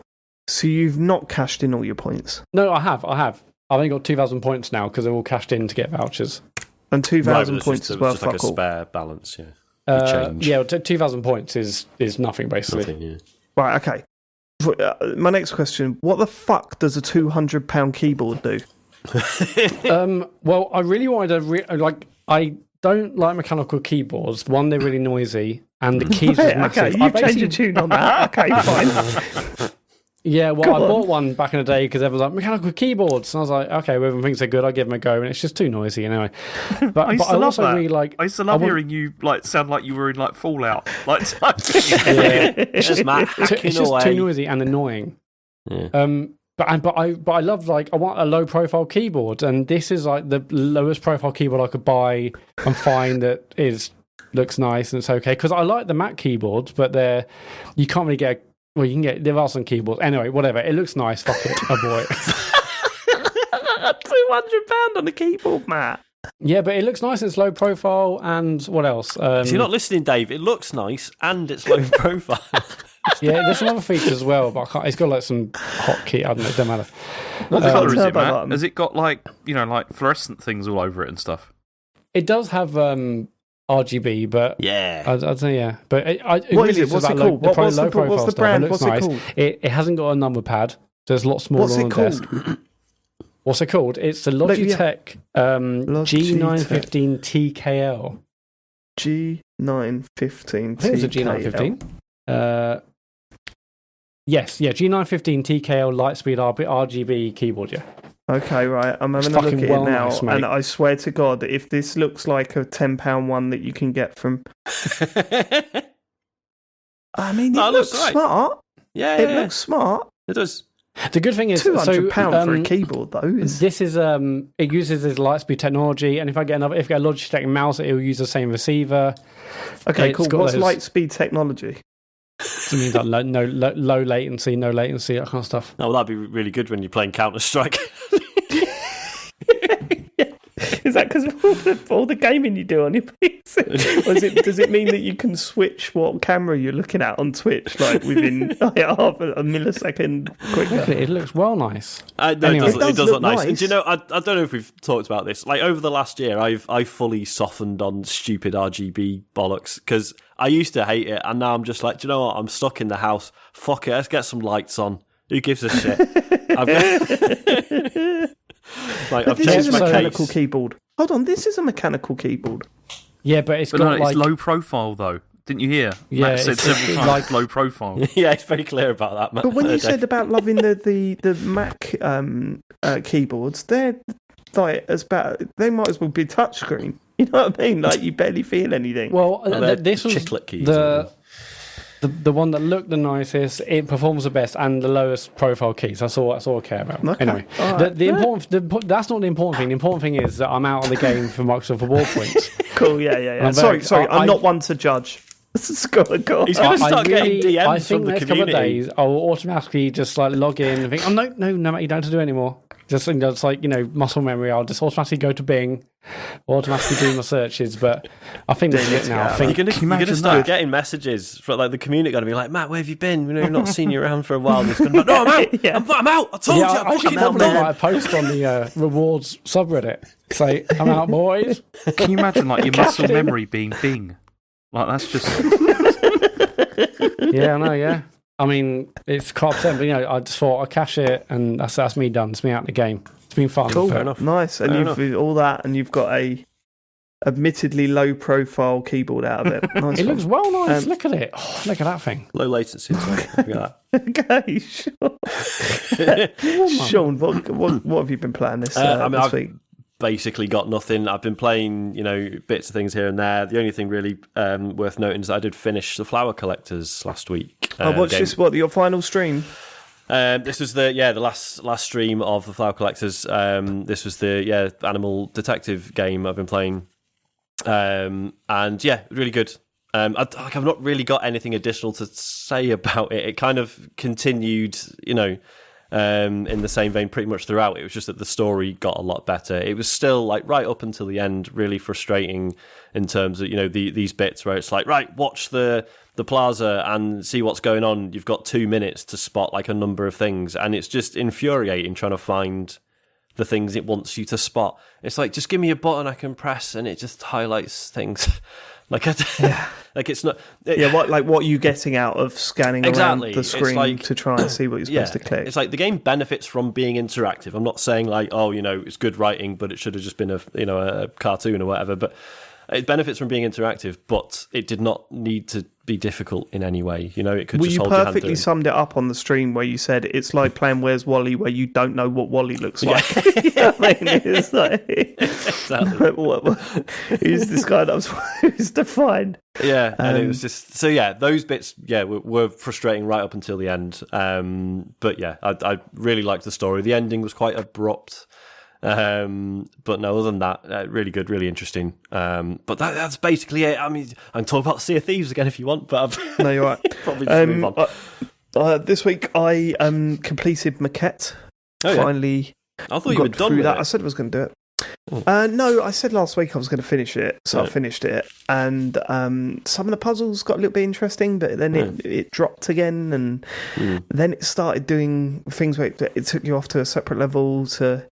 It started to try and bring the narrative into what you were doing a little bit more. There was some like walking simulator bits that were based around what was happening in the character's life. I hated it. By the end of it, I hated it.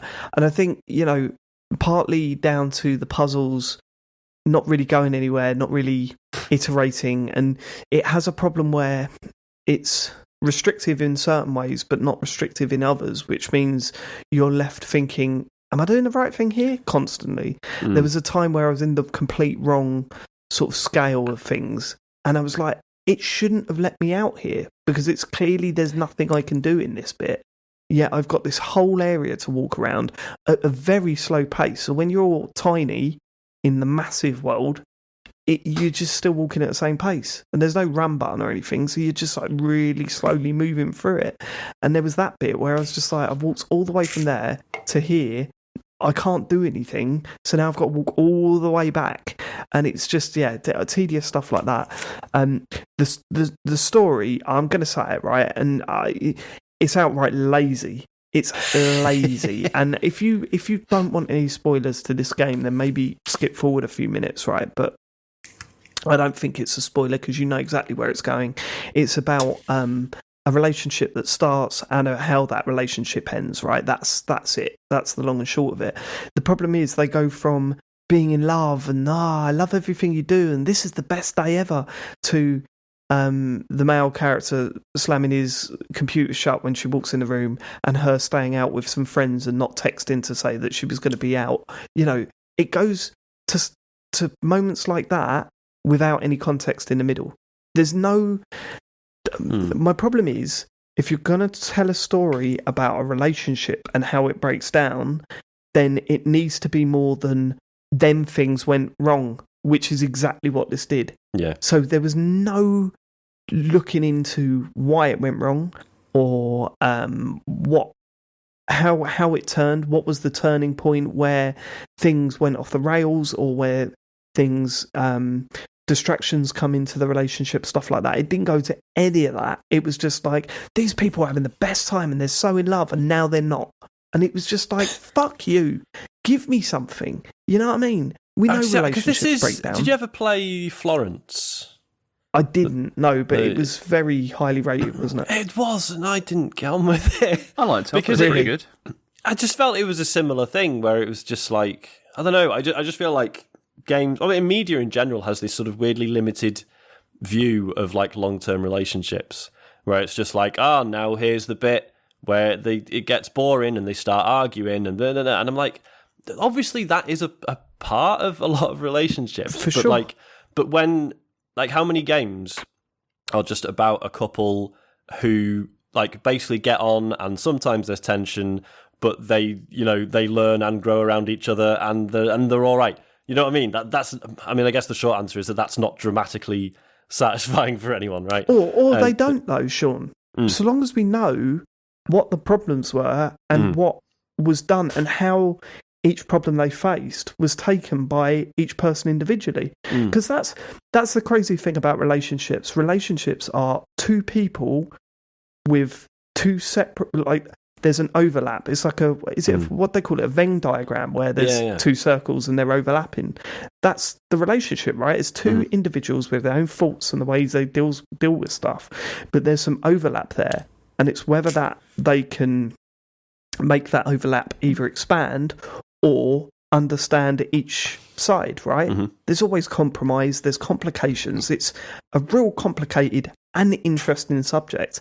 But when you boil it down to this, snapshots of we're so in love, now we're not. It's like, that does nothing for you. Yeah. You know, I think, TV and cinema do a better job, or not in all cases, obviously, but when I see even a rudimentary outline of a relationship breaking down in TV and cinema, I think maybe because it's constant, it's able to get the intricacies and the complications of relationship. It's able to explain that and present that a lot better. But when I do it in a game like this, I'm just like, this is lazy. Yeah. I mean, you could easily say two people fall in love and then they argue and then they break up. What am I getting out of that? What are you saying?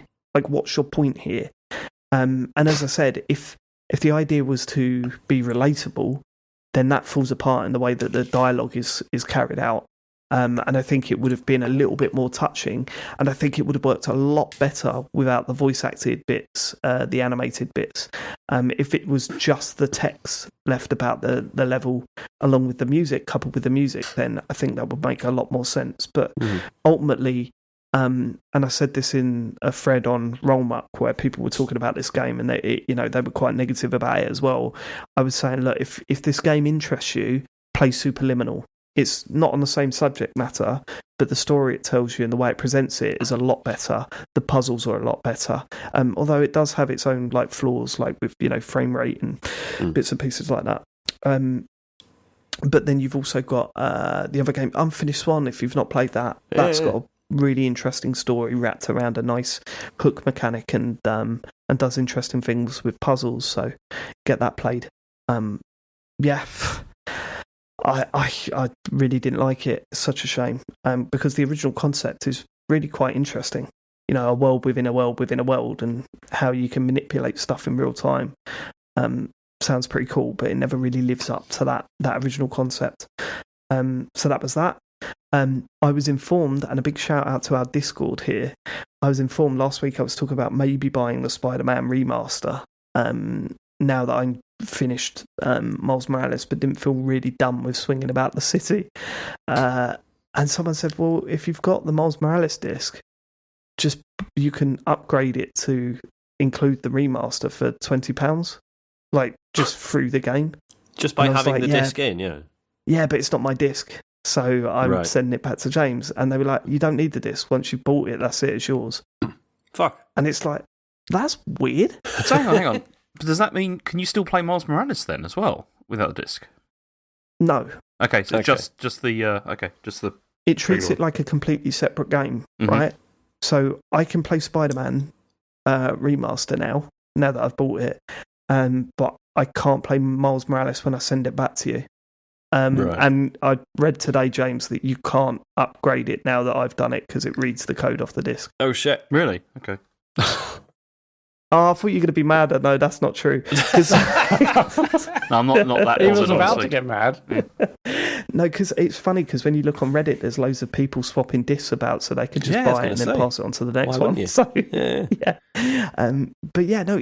I suppose the crazy thing is that like, why not just sell it individually then? Yeah. I mean, there must be a reason, but why not sell it individually? But anyway, Yeah, clearly it is a standalone title, so what? Yeah. yeah. Strange. So long story short, I've been playing the Spider-Man Remaster. It does some. I mean, it's satisfying my whole. I just want to swing about and collect things for a little bit longer. So I'm kind of doing that at the moment. It's highlighted again. You know, it doesn't feel the same. It hasn't got the same vibe as Miles Morales. And I genuinely do, even going back now, I genuinely do think Miles Morales is a much better game. Especially with the sort of the quality of life things that Miles Morales brought that you didn't even think about, like tracking enemies and stuff like that. Can you do that in the original one? Because I don't think you can. Doesn't sound familiar. What, How as do you mean see their tracking them? outlines and stuff? So no. So in Miles Morales, you can do the scan thing where you click the stick in, right? And you can see where all the enemies are. But then if you aim at them by holding the left trigger, it then puts a little icon above their head and they're tracked at all times from that moment. Like a little bit like what's it called? Spotting in Metal Far Gear. Cry or something, yeah. Yeah, and all that sort of Far Cry and stuff like that. Whereas I don't think the original one, I certainly can't do it now, but I don't know if it's introduced as a mod later that I do, Yeah, I or a wasn't skill sure later. it was that a I- suit mod. Yeah, maybe. I'll keep playing and find out, I think. But yeah, there's stuff like that. I mean, there's also the fact that Miles Morales can go invisible, which makes the stealth even easier, which I think should be a regular thing in games. I've never been a fan of stealth games anyway, but when you're introducing stealth sections to what is essentially an action game like this, then having the option to get caught and then just press a button, go invisible and go somewhere, and then you're back in the stealth thing, just makes it more of an enjoyable experience than you've been caught, you've been shot, you're dead, do this bit again. You know what I mean? It just felt so good being able to do that in Miles Morales, which, again, sounds like it's taking all the challenge out of it.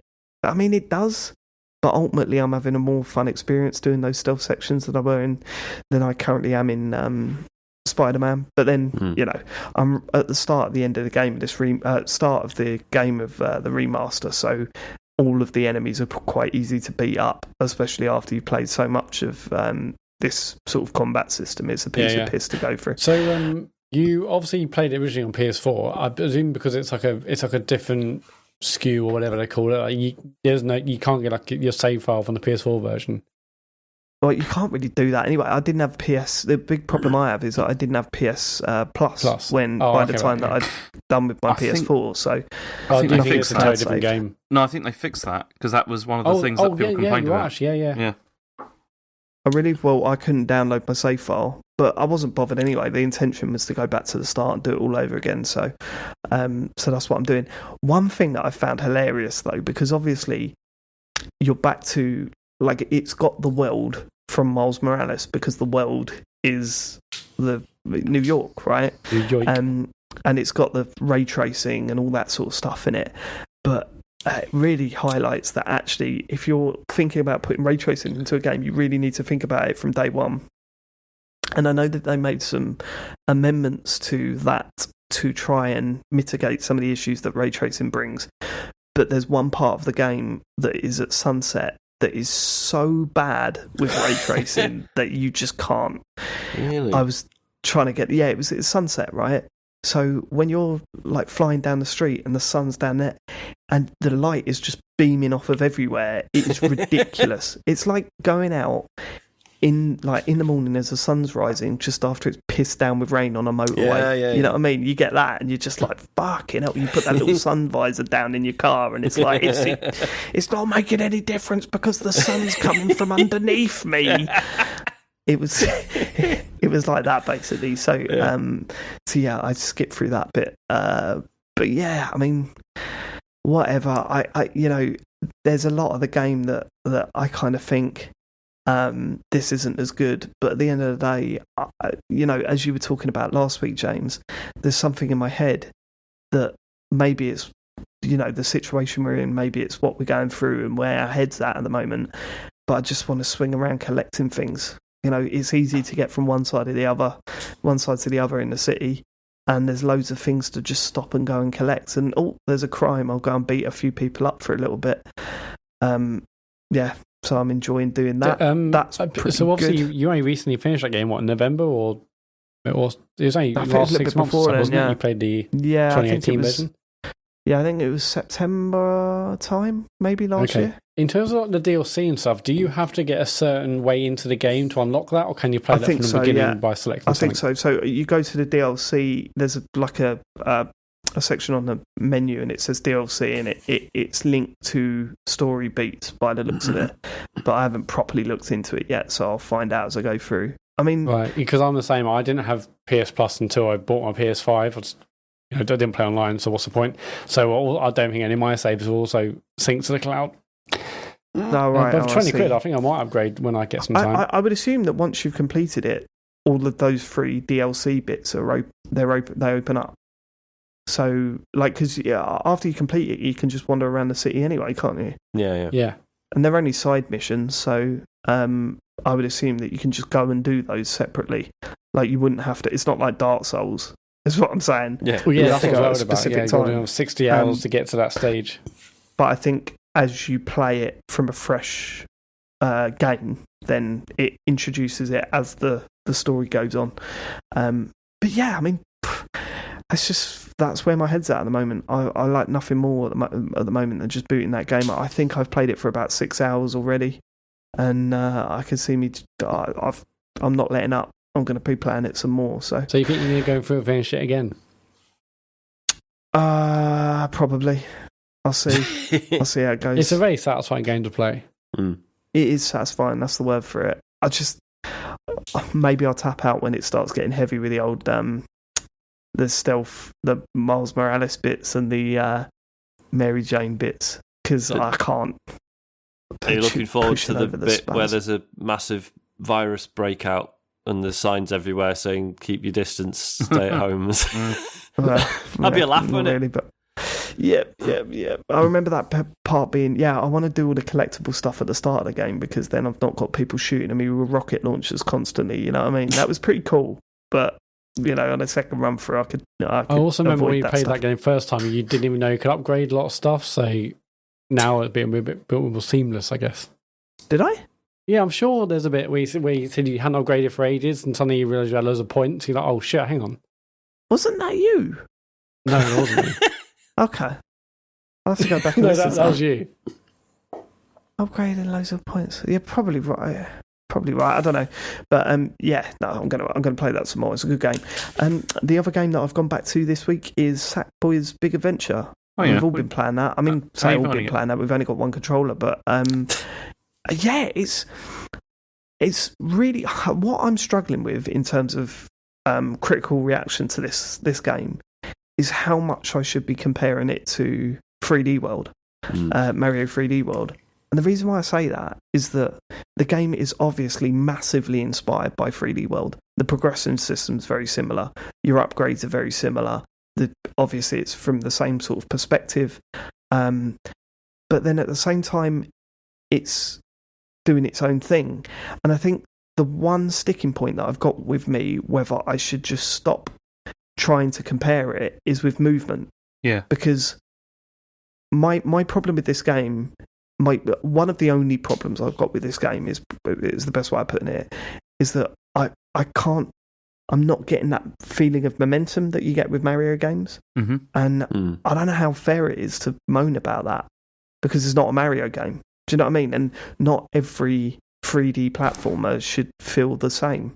It just feels that sometimes it feels maybe a little bit slow and sluggish to move around a level. Whereas you want to be like hopping all over the place and doing everything and, having that feeling of speed.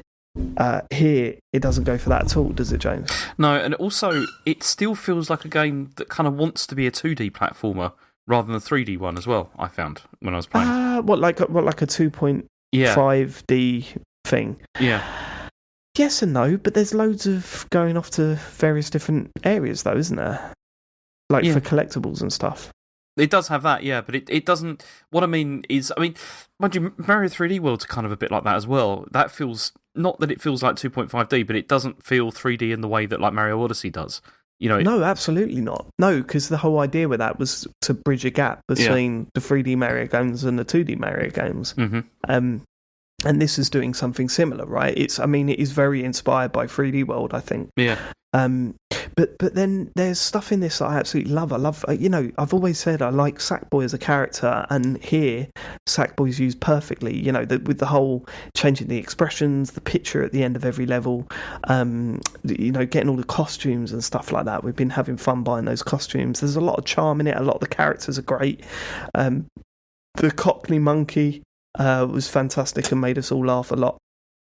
And the use, of course, because I say of course, but I assume because it's a Sony thing, they're able to use a lot of licensed music. Yeah, the music is great in places, actually, isn't it? Like the way it kicks in from time to time is pretty good. Last week we did the Call in the Gang level, and it was just perfect. All of us had a smile on our face from start to finish. That level is just fantastically well done. The way, like, obviously with all the enemies like dancing along to the music as you're taking them out and stuff, it really adds a lot to it, actually. But yeah, the moment Harry heard Call in the Gang, he just went, what, and then that was it, and we were singing as we were going, get down as we're playing through the level. It was just a really, really good moment. I've heard there's more of that kind of stuff. I've heard there's one particular track I've heard of a level around, and it sounds pretty that's cool. quite early on. I know which one you talk about. That's quite early on, and it meant that Harry. We could. It's not a spoiler, is it? You talk about Uptown Funk. Yeah. I mean, Harry has spent, since we played that level, he spent every day running around the house going, Uptown Funk, go funky wunk. Uptown Funk, go funky wunk. Don't know where he's got those lyrics from. Made them up in his head and just goes around saying it, and it makes me laugh every time. But no, I mean, yes, the use of licensed music is actually really well done here, and that adds a lot to it. It adds a lot to it. We love, like, all of us love the music from Mario, but this sort of proves the point that actually licensed music can be used in these games very well, and that's exactly what you've got here. So I'm going to play more of it. Like, I think you said this when you were talking about this originally, and I know someone said that you can turn it off as an option, and I might do, but I think you're right, James.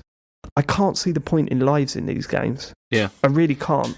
Lives in these games is a sort of hangover from when these games were a lot shorter, and that they were trying to get you to the games were like half an hour long, really, but they wanted you to replay levels and make it really hard to get through the end on just 3 lives to sort of prolong the life of it, right? Whereas here, you die, and then you just go back to the start of the level.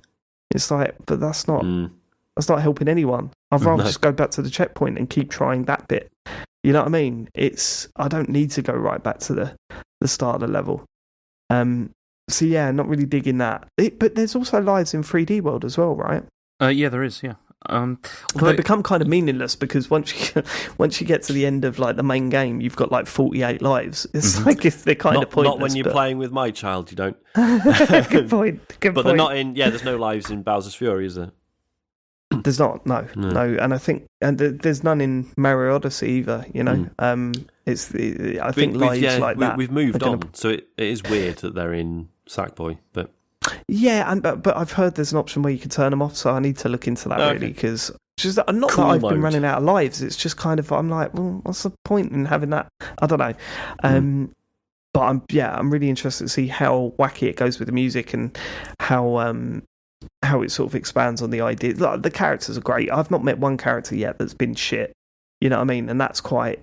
That's always a hard thing to do. But the guy that sells you the costumes and stuff always makes me giggle a bit. And as I say, the monkey was like really cheered me up.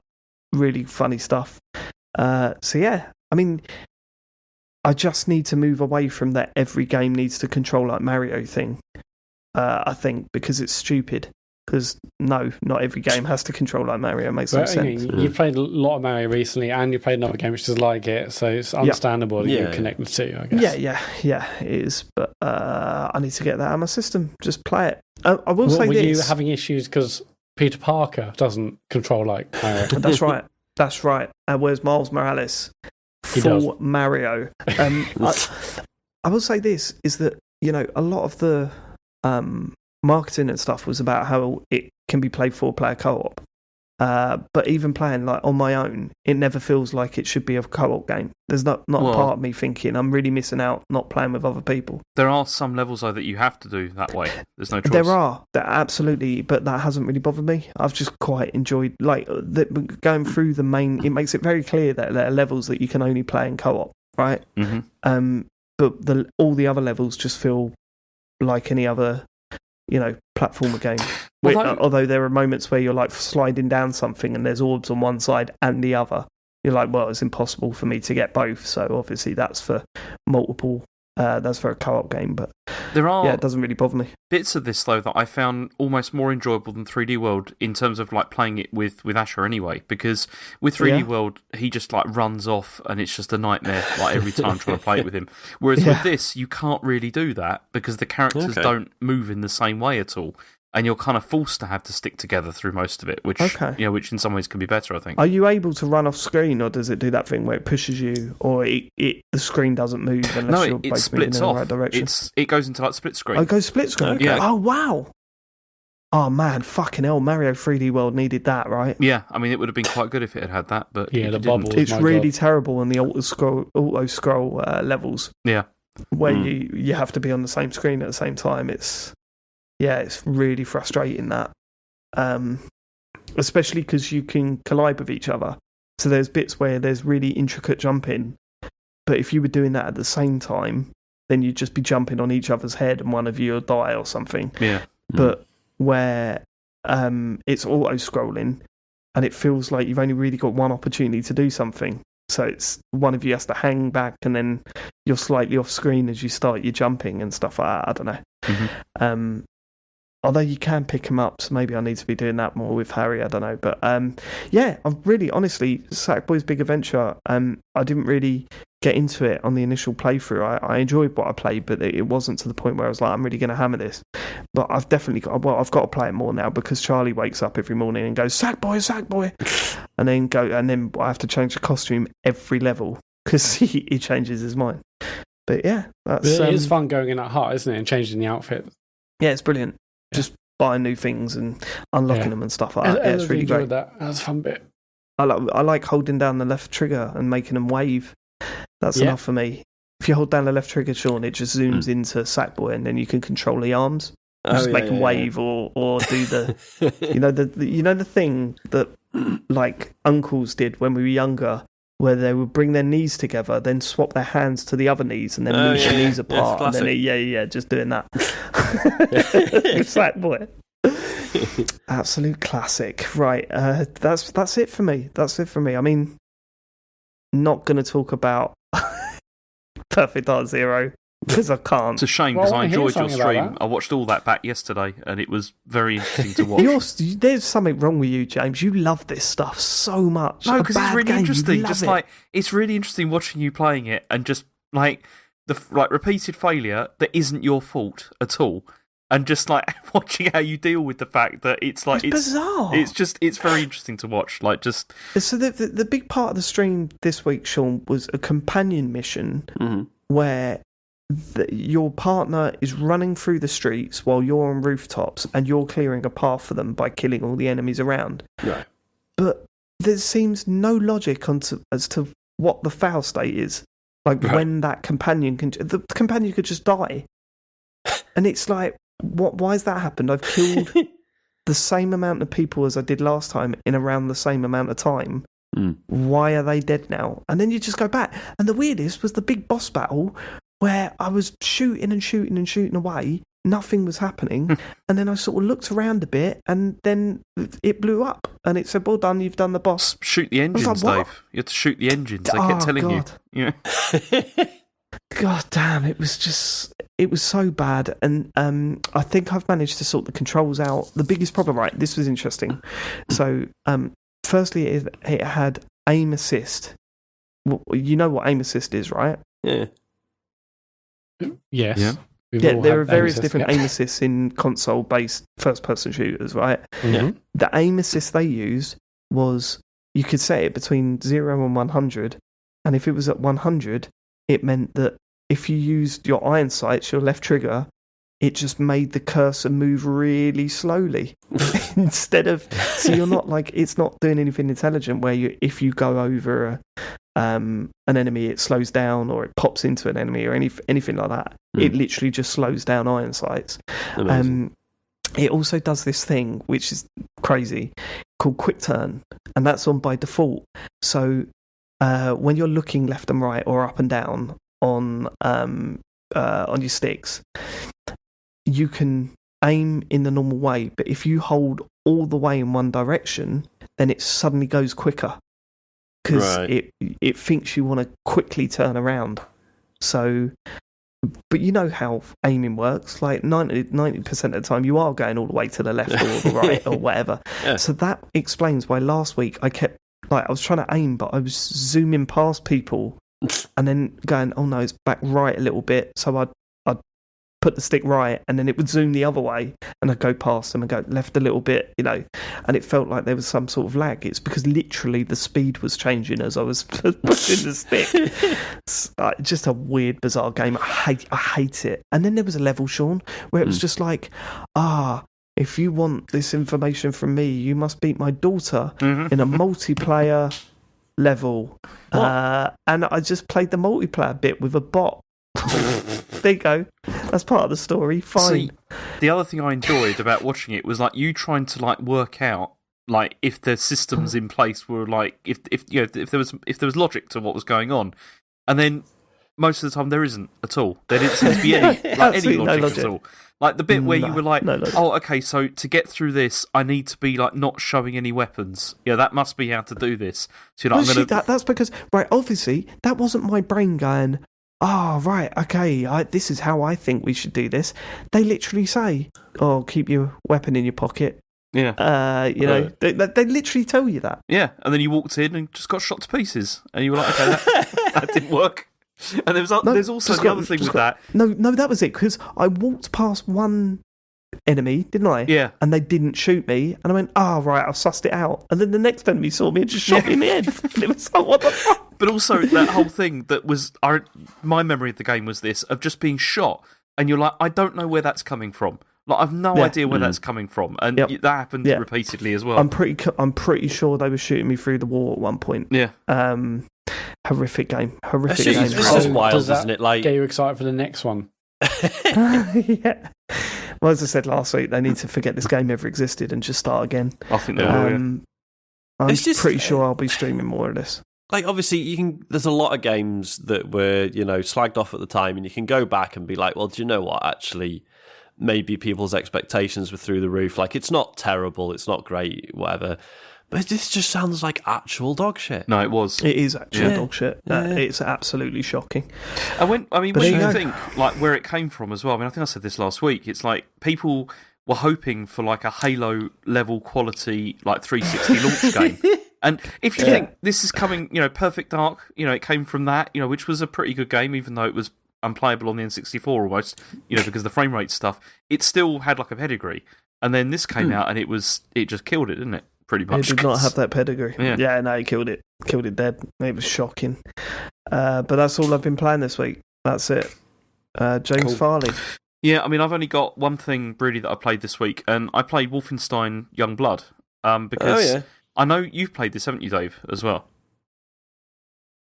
Which one? Uh-oh. I'm trying to think. Which one was Youngblood? This is the most recent one. This is that came out. It was a co-op. Oh, well, the co-op one. No, I did not play this because I heard it didn't do particularly well. Yeah, I heard it was bad. Yeah. This is what's strange about it, because I played it and I have finished it as well.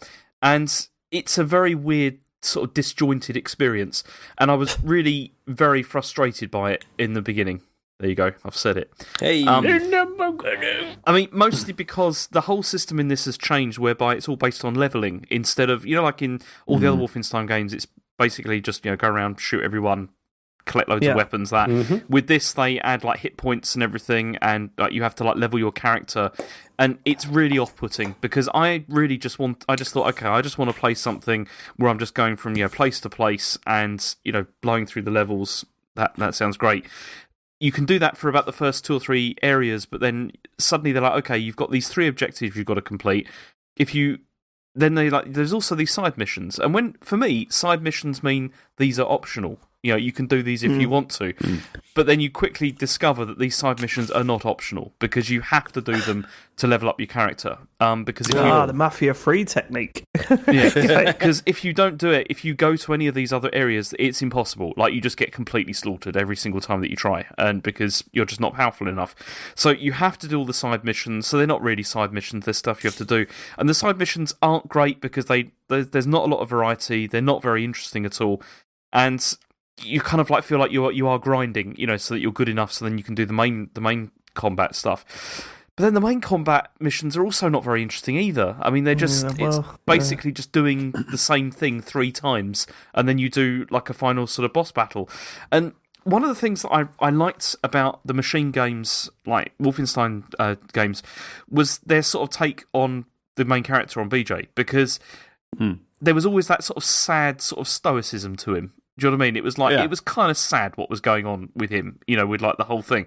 And you kind of don't get that with this, because the characters in this, I feel, it doesn't feel like they fit at all. Like, the tone feels completely off, because they're all just like doing the whole like, fuck yeah, let's kill some Nazis and all this kind of stuff. And it doesn't really feel like it fits with the tone of like what's actually going on like in the world around them. It just feels like they're completely divorced from reality. Yeah, and I mean, let's face it, Wolfenstein 2 was about as far from reality as that you could. Even the in-world reality was just fucking weird. Like, it was Metal Gear Solid levels at some stages, you know what I mean? That's true, but then with the main protagonist, though, you still feel that there's some sort of, like, there's a weariness to it of, like, this is just ridiculous, that kind of thing. It was a very interesting case of putting in as much bullshit as it possibly can, also touching on real issues, and it working. Yeah. And I don't know if that was luck or skill. I don't think it's luck, because that is, like, an insane amount of luck to pull that off. But my word, how it pulled it off is when you look at the individual moments in that game, like the head stuff, the pregnant, the pregnancy, all of that, the audition, this is stuff that people will know who have played it. And you just think, how? How did that work? Yeah, and it did. How did it work? And it completely it really did. Whereas they nailed it. It doesn't. Like, I don't really feel it does at all. It just feels off. And the main, Are you playing in co-op? Is it only in co-op? Or no, you can single player. I played it single player. You can do that, but you've got an AI partner who I think has been improved, because I heard that it was really bad. When this first came out, but it has been patched, I think, since. But it's one of those games where it's like, the shooting is still good. I still enjoyed that aspect of it. Like, it still feels, the gunplay was still very good. See, that's what concerned me, because when I heard about this game, I thought I'd never liked the shooting in the Wolfenstein games. Not post, like, since they rebooted it, right? Because I really like the shooting in that was done by the Singularity team, in that Wolfenstein. But the shooting in the previous 2, I really didn't get on with, and that's why I knocked it down to easy and just, fuck it, let's just play the game, right? Yeah. That was not what I was playing those games for. I was playing it for the story, and then when I heard they were doing a co-op game, I was like, the problem is, when I play co-op games, the story is not really the thing. And that's my concern slightly with It Takes Two, because I'm going to be playing with John, and I don't think we played a co-op game where we haven't just checked our phones and spoke during the cutscenes and spoke to each other during the cutscenes. So absolutely. Slightly concerned about that, but so when I heard that this game was coming out, and I thought, well, surely the emphasis then is going to be on the combat, which in my opinion was the worst part of those games, surprisingly. I mean, it wasn't terrible, but it was bad enough for me to just knock it down because I didn't really want to have to keep doing bits and getting shot and stuff. Yeah, and see, I've enjoyed it. I've enjoyed that aspect of it, but then until I got to the end, and the final boss in this game is one of the worst bullshit bosses I've ever done in my life. It's absolutely appalling. Absolutely awful. It's like once you've leveled your character, it becomes much, much easier to get through, what you've got to get through. But then when you get to the final boss, there's a massive difficulty spike where it becomes really difficult. I mean, I had to put it down to easy, just to have any kind of a chance. Because it's one of those things where it's like, one-hit kills and stuff like that, from this enemy. And I hate that stuff. And it's just awful. And also there's the banter that's going on at the same time, which is really irritating. And I didn't enjoy that either. It's just like... Was it like being on this podcast, James? No, it's just all like, one of them saying, like, have I ever told you I love you, sis? It's like, you just did. And all this kind of thing. And it's just like... It just sounds awful. It's not very good. I just see a video of your face. How did this happen? It's by Machine Games and Arcane Studios, who are both fucking brilliant. Yeah. That's just very 18, you reckon? I don't. Unless it was maybe it was a case of the publisher said, no, you got to put RPG shit in it, and they didn't really want to. I don't know. Yeah. But I've got a feeling it was this them trying stuff out and they expanding it enough to be able to sell it. Try out on the side ones, can't they? But the weird thing is that this is I think they've described it and everyone else defined it as like a side game, not one of the main ones. Yeah, because it was Old Blood. It's like the Old Blood. That wasn't full price, was it? It carries on, doesn't it? I'm sure I read actually story-wise it's still quite important to the actual series. Oh, it does, yeah. Yeah, completely. Yeah, it follows on from the sequel. It's, yeah. But hopefully, I mean, the thing is the story stuff was okay in places, I guess. I mean, I as I said, I didn't like the characters much.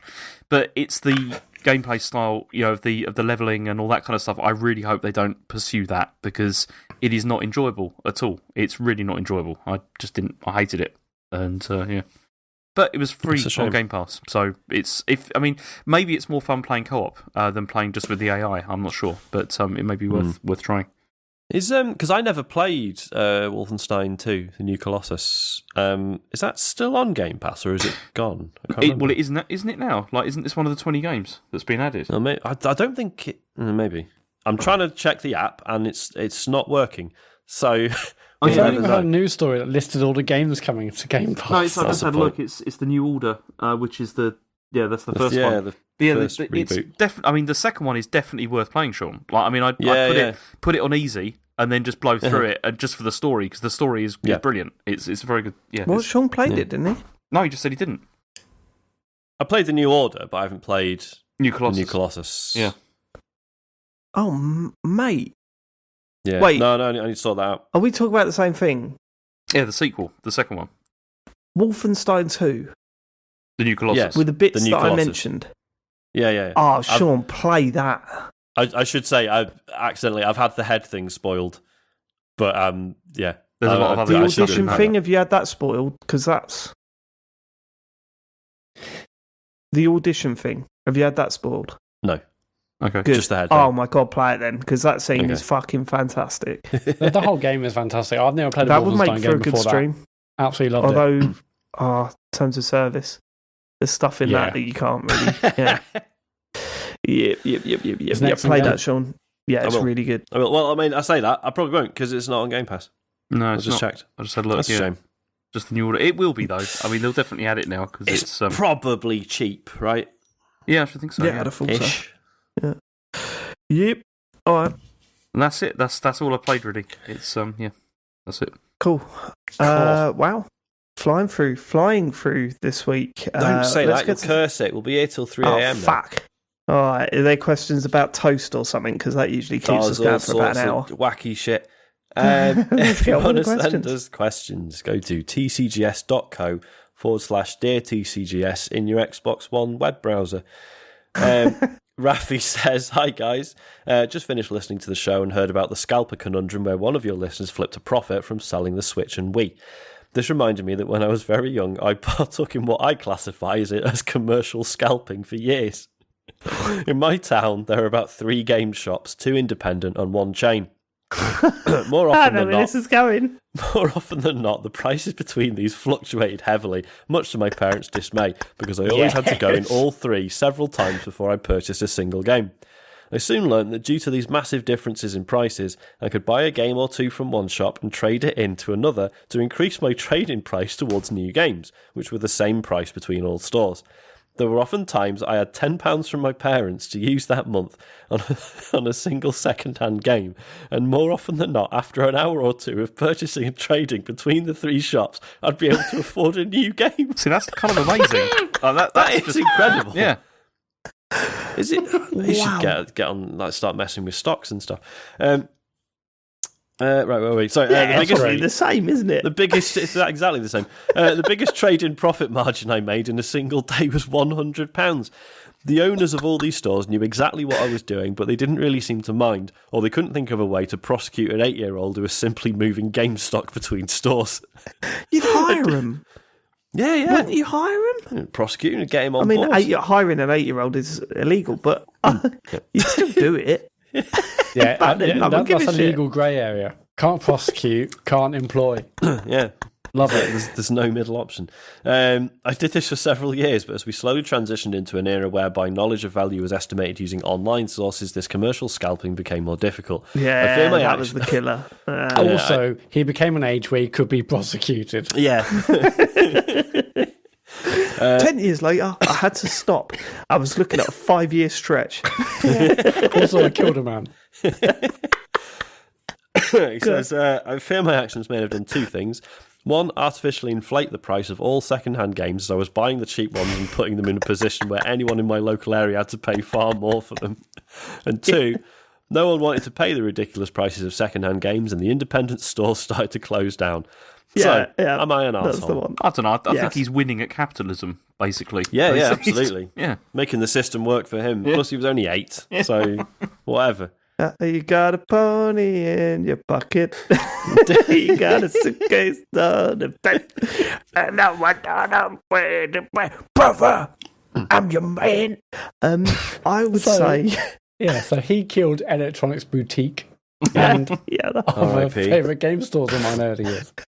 Cool. What if they all closed on the same day and they all walked out their shops and they could see each other putting their closed sign up for good, and they'll go, "You and all, yeah, that kid fucking was 8-year-old, that fucking the fucking 8-year-old, absolutely done us." And then Rafa comes around the corner with 12 copies of, I don't know, Imagine Pets or whatever. Yeah, that is mad. I remember my local independent, trading store before the internet used to go in and say, "Oh, I want this game," and it didn't have a price, or you'd hand them the game you wanted to trade in, and they would get this red binder out with and flip through the pages and try and find the title of the game and see what the trading value was and stuff. It was old school. That was the same one that if you got the right person, there was one person that worked in there that didn't know anything about video games, and you could literally go and nick a tag off one of the games and put it on another, pay about £5 for a brand new release game. We did that a lot. Again, they closed down, so sorry about that. Stock exchange.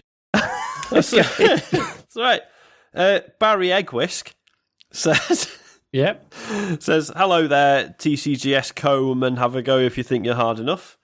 That's good. We haven't had that one before. No, that's very good. I like that. The talk of flipping consoles at the end of last week's episode reminded me of the time I tried to make an easy buck. Picture the scene. Who listens to this show? A bunch of fucking little entrepreneurs. How many of our listeners have been on The Apprentice? That's what I want to know. Not enough. Picture the scene, 2007, and Marmite announced a new limited edition Guinness version. Convinced they were going to sell out and become collector's items, I snapped up 25 jars of the stuff.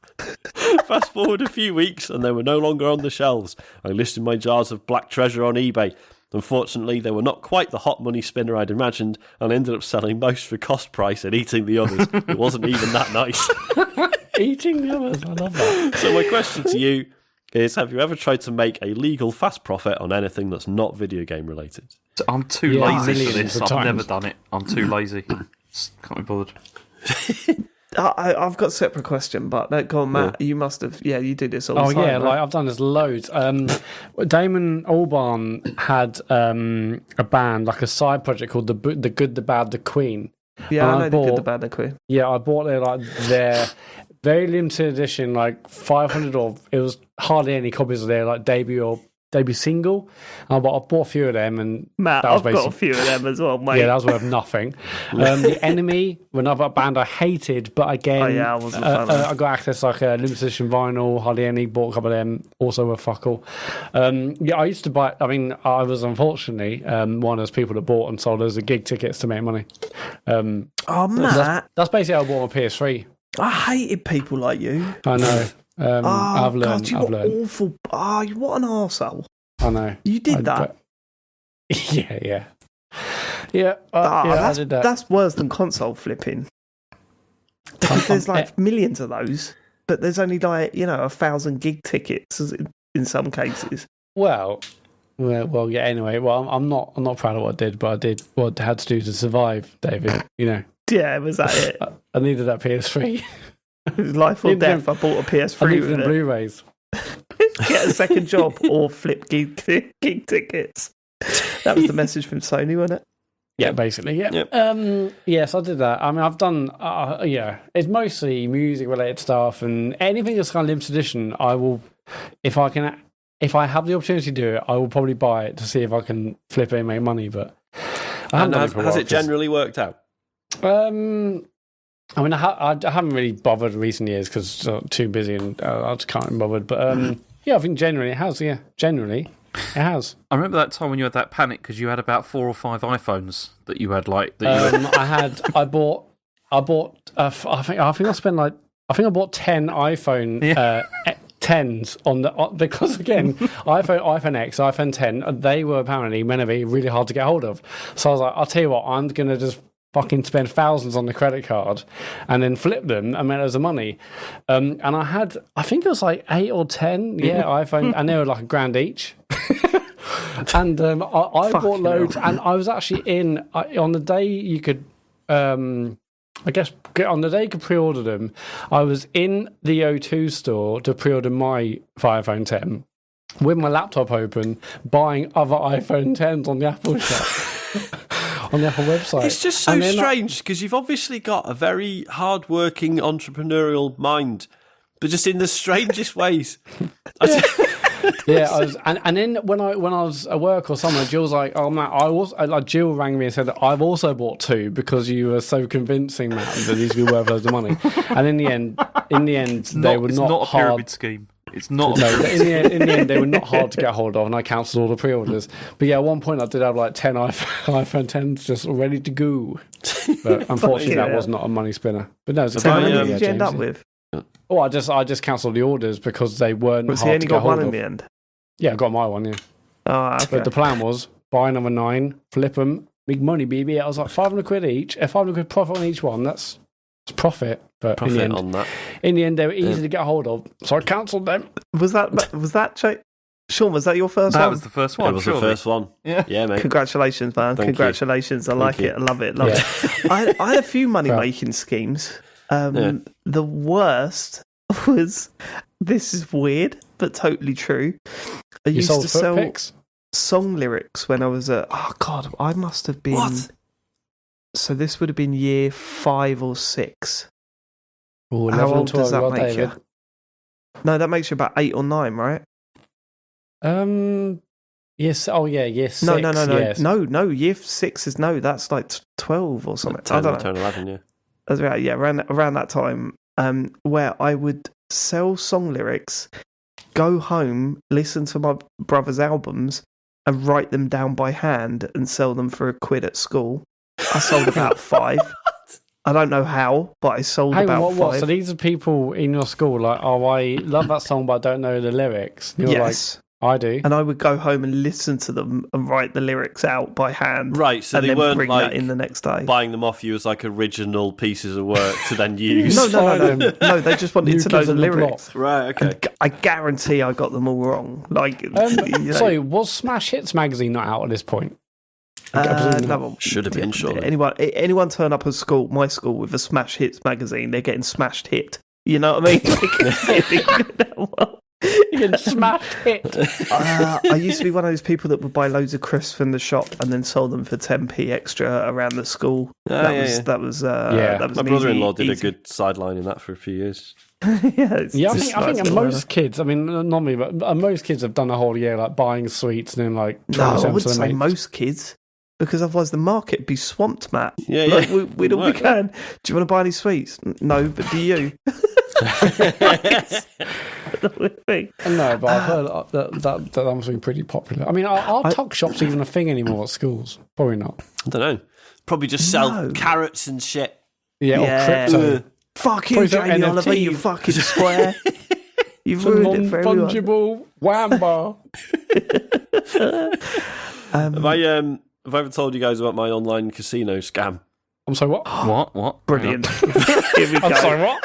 This is the Sean we know from the bonus show. Yeah, it all comes out again. So, Fucking Miami How Vice long over were you here. inside for? Does the story end the house always wins? I hope it does. No, I fully cleaned up, mate. So this was a scam I found. It was not even a scam. It's perfectly legitimate. Sounds like a scam to me. Yeah. That's how you know it's a You're scam on when that. someone claims it's perfectly legitimate.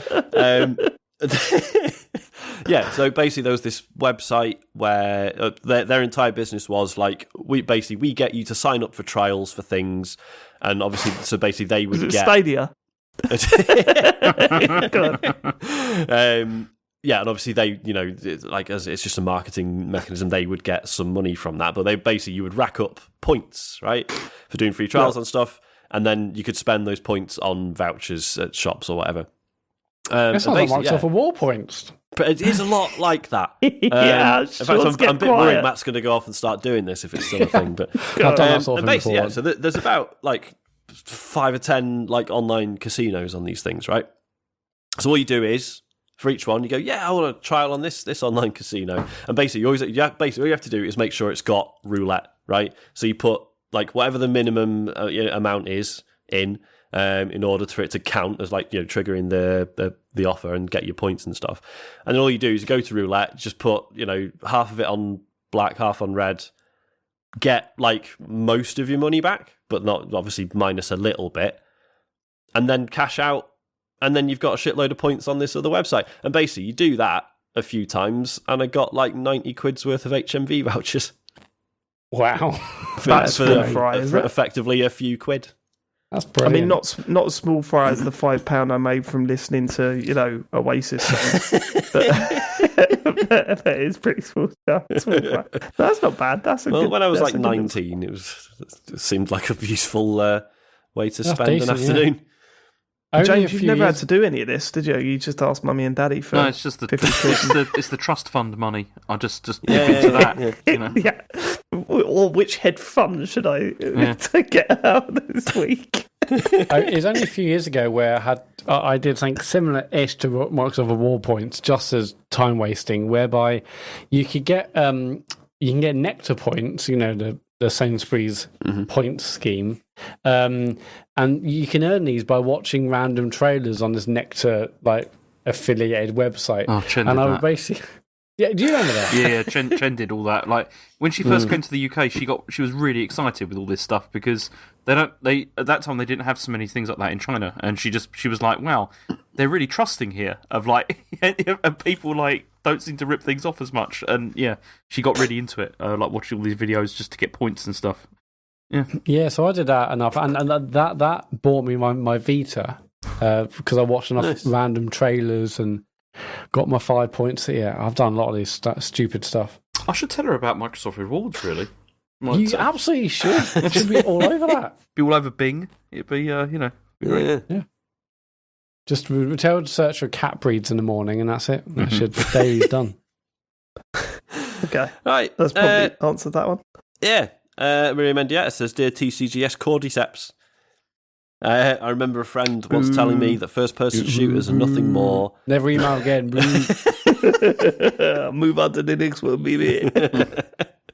Remember a friend once telling me that first-person shooters are nothing more than games built around a mouse cursor icon. Over the years, to compensate for the boredom of that point of view, developers have done wonders to make the user interface in games much more exciting. If you had to permanently install a UI program into your pupils, what would you include in your real-life HUD? For obvious reasons, James, the X-ray glasses interface in Killer is dead and Catherine is out of bounds. Keep up the amazing work. Disgusting. Absolutely disgusting. Straight to the heart of the personality. Nailed it. For starters, right, what a reductive way of looking at first-person shooters. Jesus. It's just a game based around a cursor. What? Anyway, Well, there was definitely a phase, like particularly with PC shooters, where, like a lot of people are saying it at the time, where it's like, I'm just clicking on heads now. That's just what it feels like. yeah, but they pop, so it's good. I would say, right, obviously, Minimap is number one. God, that would Right. be useful, wouldn't it? What? I would have said, like, back in the day, currency in the pocket would be a good one, or currency on your person. Having that up on the screen would be great, but it's pointless now because who's got currency on their person? Yep. Does Well, I was going to nothing say, anymore, what does it? use is the map at the moment? No one's, I was no one's going yeah. out. Well, no, I know, but like when we do go out, yeah.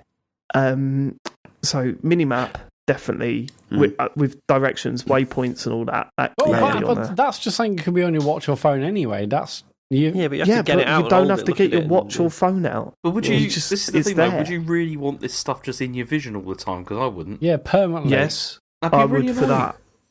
Minimap would be perfect for that. Yeah, I'd love that. Yeah, but imagine Like- that you're sitting there in your flat and you're just like, oh look at the mini map of Watching my flat. TV. You're at like a It's just funeral like The or a map's something. there. Right, firstly, fine, but secondly, why would go on? Okay, What's your, Dave, where what do would you you go? have? You're not like going off places all the time. I mean, forget about the pandemic, right? You mostly stay where's around this attack London. come from, James? No, you we're mostly- supposed to be mates. Why are you attacking me? I'm not attacking you. I'm just looking at a point. I mean, coming from you, Dave, that's Just deal with it, That James. was the irony that I slipped in there that James seemed to completely ignore. Go on, James, then pick something better. What would you have? I don't know. That's the thing. I wouldn't want this in my vision Brilliant. all the time. I think it'd be irritating. Okay, Can you not- but can you that's not not the switch things question, on is and it? That's not part of the fun of the question. You can't read this question out and go, nothing, it'd be irritating. That's not part of the fun, is it? What? So instead, I've Get just in got to the- make up some bullshit thing that I want to have in my vision all the time. No. Tell you, You could what, have, stay silent. Sean, what would you have? Fucking You could have hell, like James, one of go those on. like a health meter, but where it's like a diagram. You know, like Deus Ex, right? Where it's like it shows if like your arm's fucked or your leg or Yeah, whatever. yeah. Except instead of it being like, oh man, I've injured that, I need to find a health kit, it'll just be like, yeah, your back's fucked. Like that's just going to be like coloured yellow now until you die. Yeah, no, that's great. Yeah. No, 'Cause it's then not you're like- great highlighting that shit. I'd rather not No, know. that would be good because sometimes when you wake up, you're like, "Oh, my arm really hurts," and you like looking at it, and that HUD will say, "Is it permanent or is just you That's slept true, on it?" yeah. You just slept on it funny, you idiot. Like, calm down. still I would 100 like, HP. I would shut like, up. you know, like in Walking Dead, where when you make an impression on someone, it comes up at the bottom of your screen, like at the bottom of your eyes. Yeah, that would be good. Like, Yeah, Sean Bell will remember this. This upset Sean Bell. Do you Yeah, a know what I little mean? like I just go, reputation okay. meter going up and down as you're at dinner parties and stuff. you- You're just like, fuck. yeah. Lost 10 points. No, Gone renegade. for anything you said or did, it's like, oh, you've gone evil now, or you're good now. That stuff be handy, wouldn't it? Yeah. What about the HUD in Watchdog games where you can just like look at someone and it tells you their wage, their occupation, and their No, likes No, I'd and hate that because I'd be dislikes? walking down the street and I'd see that like people I don't like Everyone's the look of all earning rich. like 80k and I'd just be, oh, fuck off, mate. When I read this question, the first thing I thought was like something that shows Ammo. how full my bladder is. Well, don't you know? Can you not tell? Well, yeah, well, Do you no, rate it- but do I you want to piss actually yourself see on the if you're rate? You wanna see a 48%. percentage Do you of know that. that would be useful, right? Because it's like, say if No, it wouldn't. if I've been to the loo late at night, right, Yeah. and then it's like, and then half an hour later I'm going to bed. Do you not get that thing of like, oh, should I just go for another Of course, piss? Yeah, that's no, why you go exactly. again, isn't it? That's why you Exactly. always Yeah, have to but go you might again. not have to. What Matt is pitching here is that you could just be like, no, Yes. I can see for a fact I don't need a piss. Yes. Nah, Yeah. fuck Well, it. why am I trying to go for a wee just in case? Or, Yeah. okay, I better go for a wee because I'm going on a long journey. I can look at a thing saying, look, I've got ages. I Yeah. don't need to. You're still Plus, you going to could get see up what and your you're gonna do upper it. limit was as well. No, I don't. Exactly. I won't, You're look at the HUD, absolutely you say, right. look, I've only got No, 20% you bladder won't trust full. the HUD. I'll leave it. You won't trust the HUD. That's No. why. I That's trust the why. HUD. I don't think you trust the I HUD. always trust Can I the HUD. have? Also, it does sound like you piss yourself a lot, Matt, when you're saying this. I'd like to know when I need a piss. No, I Why? want to be more Because specific. So I'm sometimes wasting I time don't know. weeing when I could be And then I'm exactly just- as Sean said. Like, And then oh, I I'm better just go for a wee. trickling No, I don't. everywhere. I don't have to go for a wee because I'm looking at my HUD. Yeah. It's just sometimes it's a bit of a guessing game, and it would be nice to remove. I quite like an indicator telling me whether it's going to be a fart or not. Because there are the odd times where I'm like, I'm not convinced it's either way. It could go either way, this one, so I'm going to hold it in regardless. And that's unhealthy. So, No, I don't need that. But I would also I like a hunger meter because again, am I as greedy? Probably. Do you need it? Nah. Yeah, no, that would be okay, I think. Well, no, Yeah. that, on mine it would just say, you don't need it, mate. That's what it would have constantly on there. And just make It'd you be feel good to even know, worse, wouldn't it? like all the time. You know? Yeah, no. Can I have it's not really a HUD, which was sort of the point. Do you ever play that Jurassic Park Trespasser? Nope. It's fucking dog shit. And basically the thing was that you played as this. Wait, hold on. Is it just you sneaking into cages? Just sneaking in the park without a ticket. Sneak into the park. Fucking mug. So I remember the game trespassing. Trespasser, but I didn't know it was a Jurassic Park game. Yeah. So basically, the health meter in that. So you played as a woman, and you would look down, and you could just see her cleavage, and on her left breast, she had a tattoo of a heart, which would empty as she took damage. So that's what I want. I want to be able to look down at my chest and just have a little heart that empties as I get. I wouldn't. Yeah, but then you're going to know when you die. Fuck that. I don't want to know that. That's true. But That's what you could have. Couldn't you? You could have a countdown. How long you got left? Yeah, Just that'd feel good. Not for me. Live fast. Sure, live too bloody fast sometimes. Die old. Yeah. Sorry. God. The next question. Cena says, Dear TCGS Co, have any of you played the indie game Valheim on Steam? I've not seen an indie game go to 150,000 overwhelmingly positive reviews on Steam so quickly. Do you know, I own it. Everyone's talking about it. They are. Everyone's talking about it. They're loving Smashed like It's 3 like or 5 4 million sales in a month, Is it isn't it? 5 now? Jesus Yeah. Christ. It looks really nice. nice. I've not got anything to play it on, so no is the answer. PC in it. I don't even know what it looks like. It's because the reason I bought it just because everyone wouldn't shut up about it, but I haven't gone out of my way to play it yet, just because no one's like explained to me like why it's different to any other like survival. I bought it game. now, everyone else has. Fuck that. Refund. Everyone's I'm going to buy this just to shut everyone up. I'm not going to play it though because everyone loves it. Fuck them. No, it's just I've not, everyone loves it, but I've not seen any explanation as to why it's different to every other crafting and building survival game. Do you know what I mean? Oh, is it a crafting game? I've never liked those games. Yeah, there's not been a single crafting game that I've enjoyed. I don't think. Well, maybe this is the one, mate. So it's not for me. But yeah, no, I'm hearing nothing but good things about it. They're talking about it on all the podcasts I listen to and stuff. So yeah, man, must have something.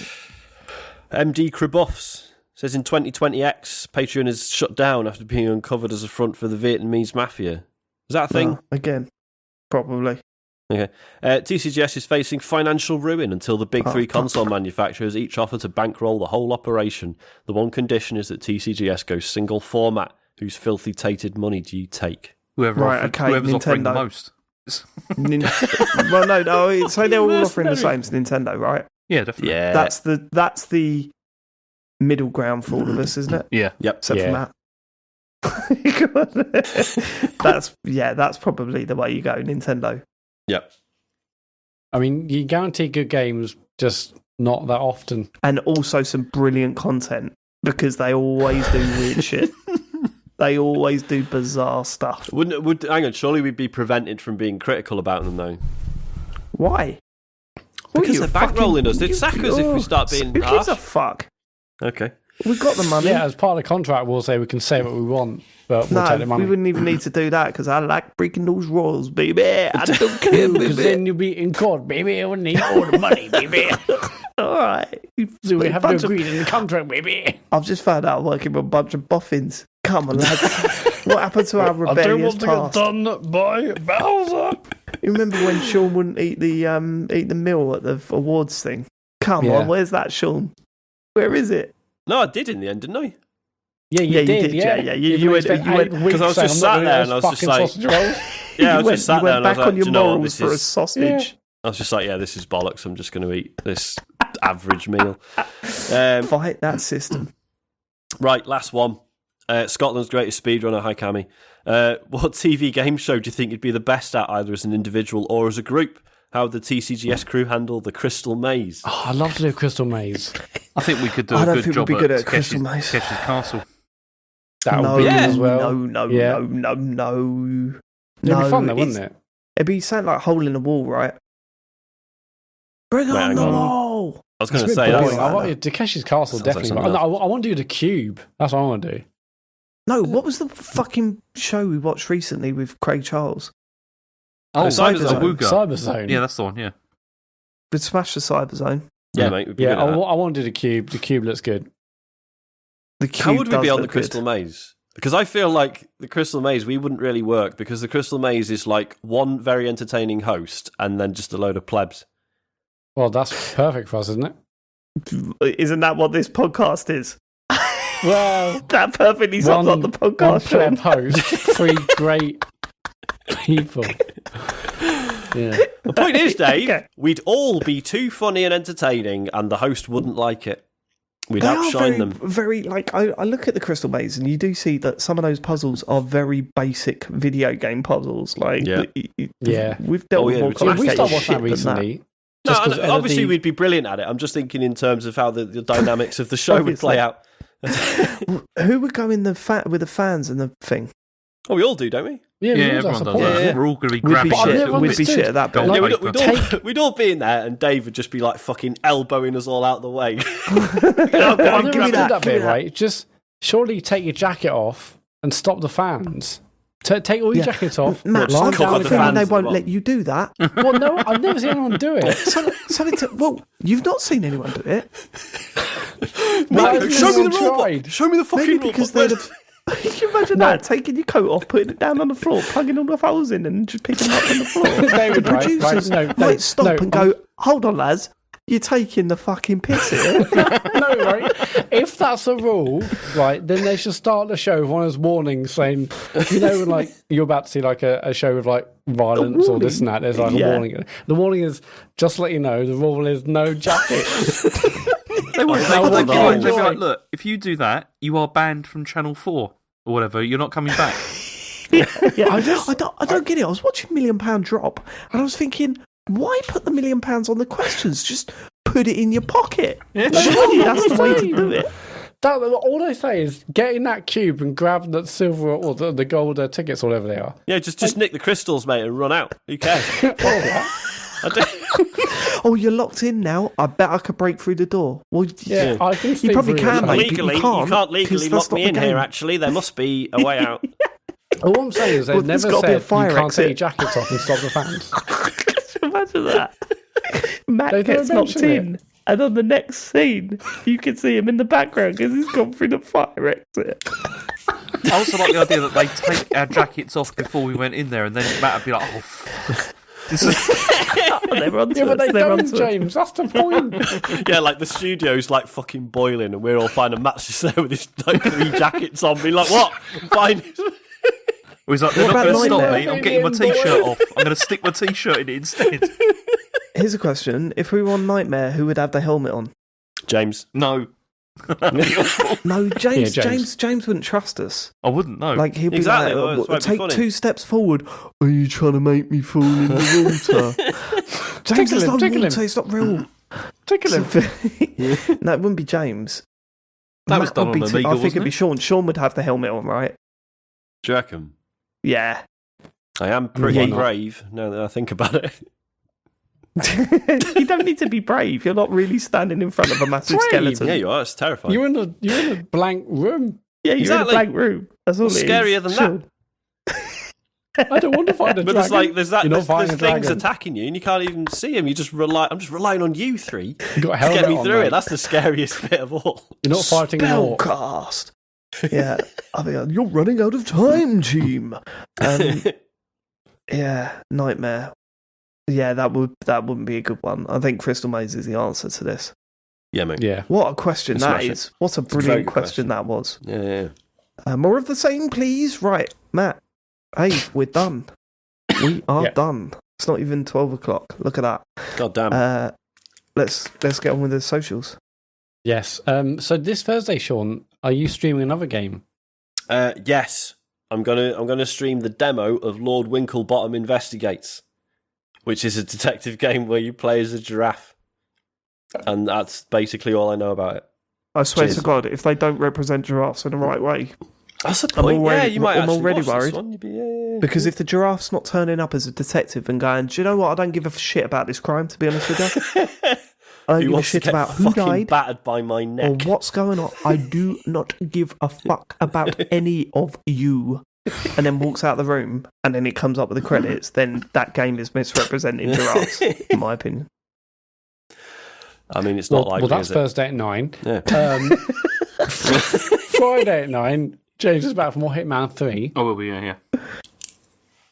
Ooh, it's not keen. That sounds like you won't be. No, I will. I'll definitely be back. 'Cause Okay. I'm enjoying that game. Oh, but the problem is, you've you've got one excellent level left. I've got Try two and left. follow the stories this time. No, you haven't. You got one left. Huh? Yeah, the last one, isn't it? Just if you want to play more Hitman, you've got access to 1 and 2, which have incredible levels in as well, right? Mhm. Yeah, man. So if you wanted to continue your stream, you could absolutely do that. Yeah, this next level, try to follow the stories a little bit because there's some hilarious moments in it. It's really funny. Yeah, I love that last level. I'll definitely try. Looking forward to it. Cool. And Saturday, maybe the Perfect Dark Zero with David at some point. James, Maybe. why are you texting me? Why are you texting me during this bit? Links to Darman videos. Because this one looks brilliant. It looks so good. It's premiering God's sake. soon. You are on a podcast though, and it's not even that late this week. I know, Yeah. but I'm just excited by it. Let's try and It's hold great. your focus for a little bit more. Sorry, well, Dave, I mean, I instantly regret that. I shouldn't have done that. Go on. right, we might be doing something else Saturday, but if we're not doing something else Saturday, then I will be doing a Perfect Dark Zero stream for sure. Okay. And they were on Twitch, twitch.tv/TCGSco. If you miss on live, you can search for TCGS on YouTube, where you can watch the VODs that we put up as well later on. If you've got Amazon Prime, you've got Twitch Prime Gaming, and with that, you get one free sub every month. We would love it. Absolutely love it if you went over to our channel and gave us your free monthly subscription. We really appreciate it. It really makes a huge difference. On Patreon, as David mentioned at the start, patreon.com/TCGS to get exclusive podcasts, talks overs that are live, other stuff like that. And tcgs.co is the website where there's a store to buy TCGS merch and links to our social stuff, and that's it. And there's a link to our Discord as well, which is also on there. And get involved in Discord. Loads of lovely people on there. Brilliant. Well, that's it for this week. Thank you so much for living it. We will catch you next week. Hopefully we get more game time in. Life's crazy at the moment. Yeah? All right? Laugh. Whoa, laugh. Oh, live. I'm Alive. afraid of the dark. And if No, you're it's in the one about ghosts. It's the funny one. What's that? It's the one where she's like, I don't ever want to see a ghost. It's the thing I fear the most. I'd rather have I would a piece rather of eat some toast toast. and watch the evening news. Yeah, Life. John pointed this out to me the other day when we were listening to when we were playing Rocket League, and I just thought, yeah, the lyrics are ridiculous. They really are. And no one noticed at the time. No one It was noticed. like years later, people like... No one noticed. Just white noise. Yep. Bye, everyone. Bye. Bye, everyone. Bye-bye. Bye-bye. Bye-bye.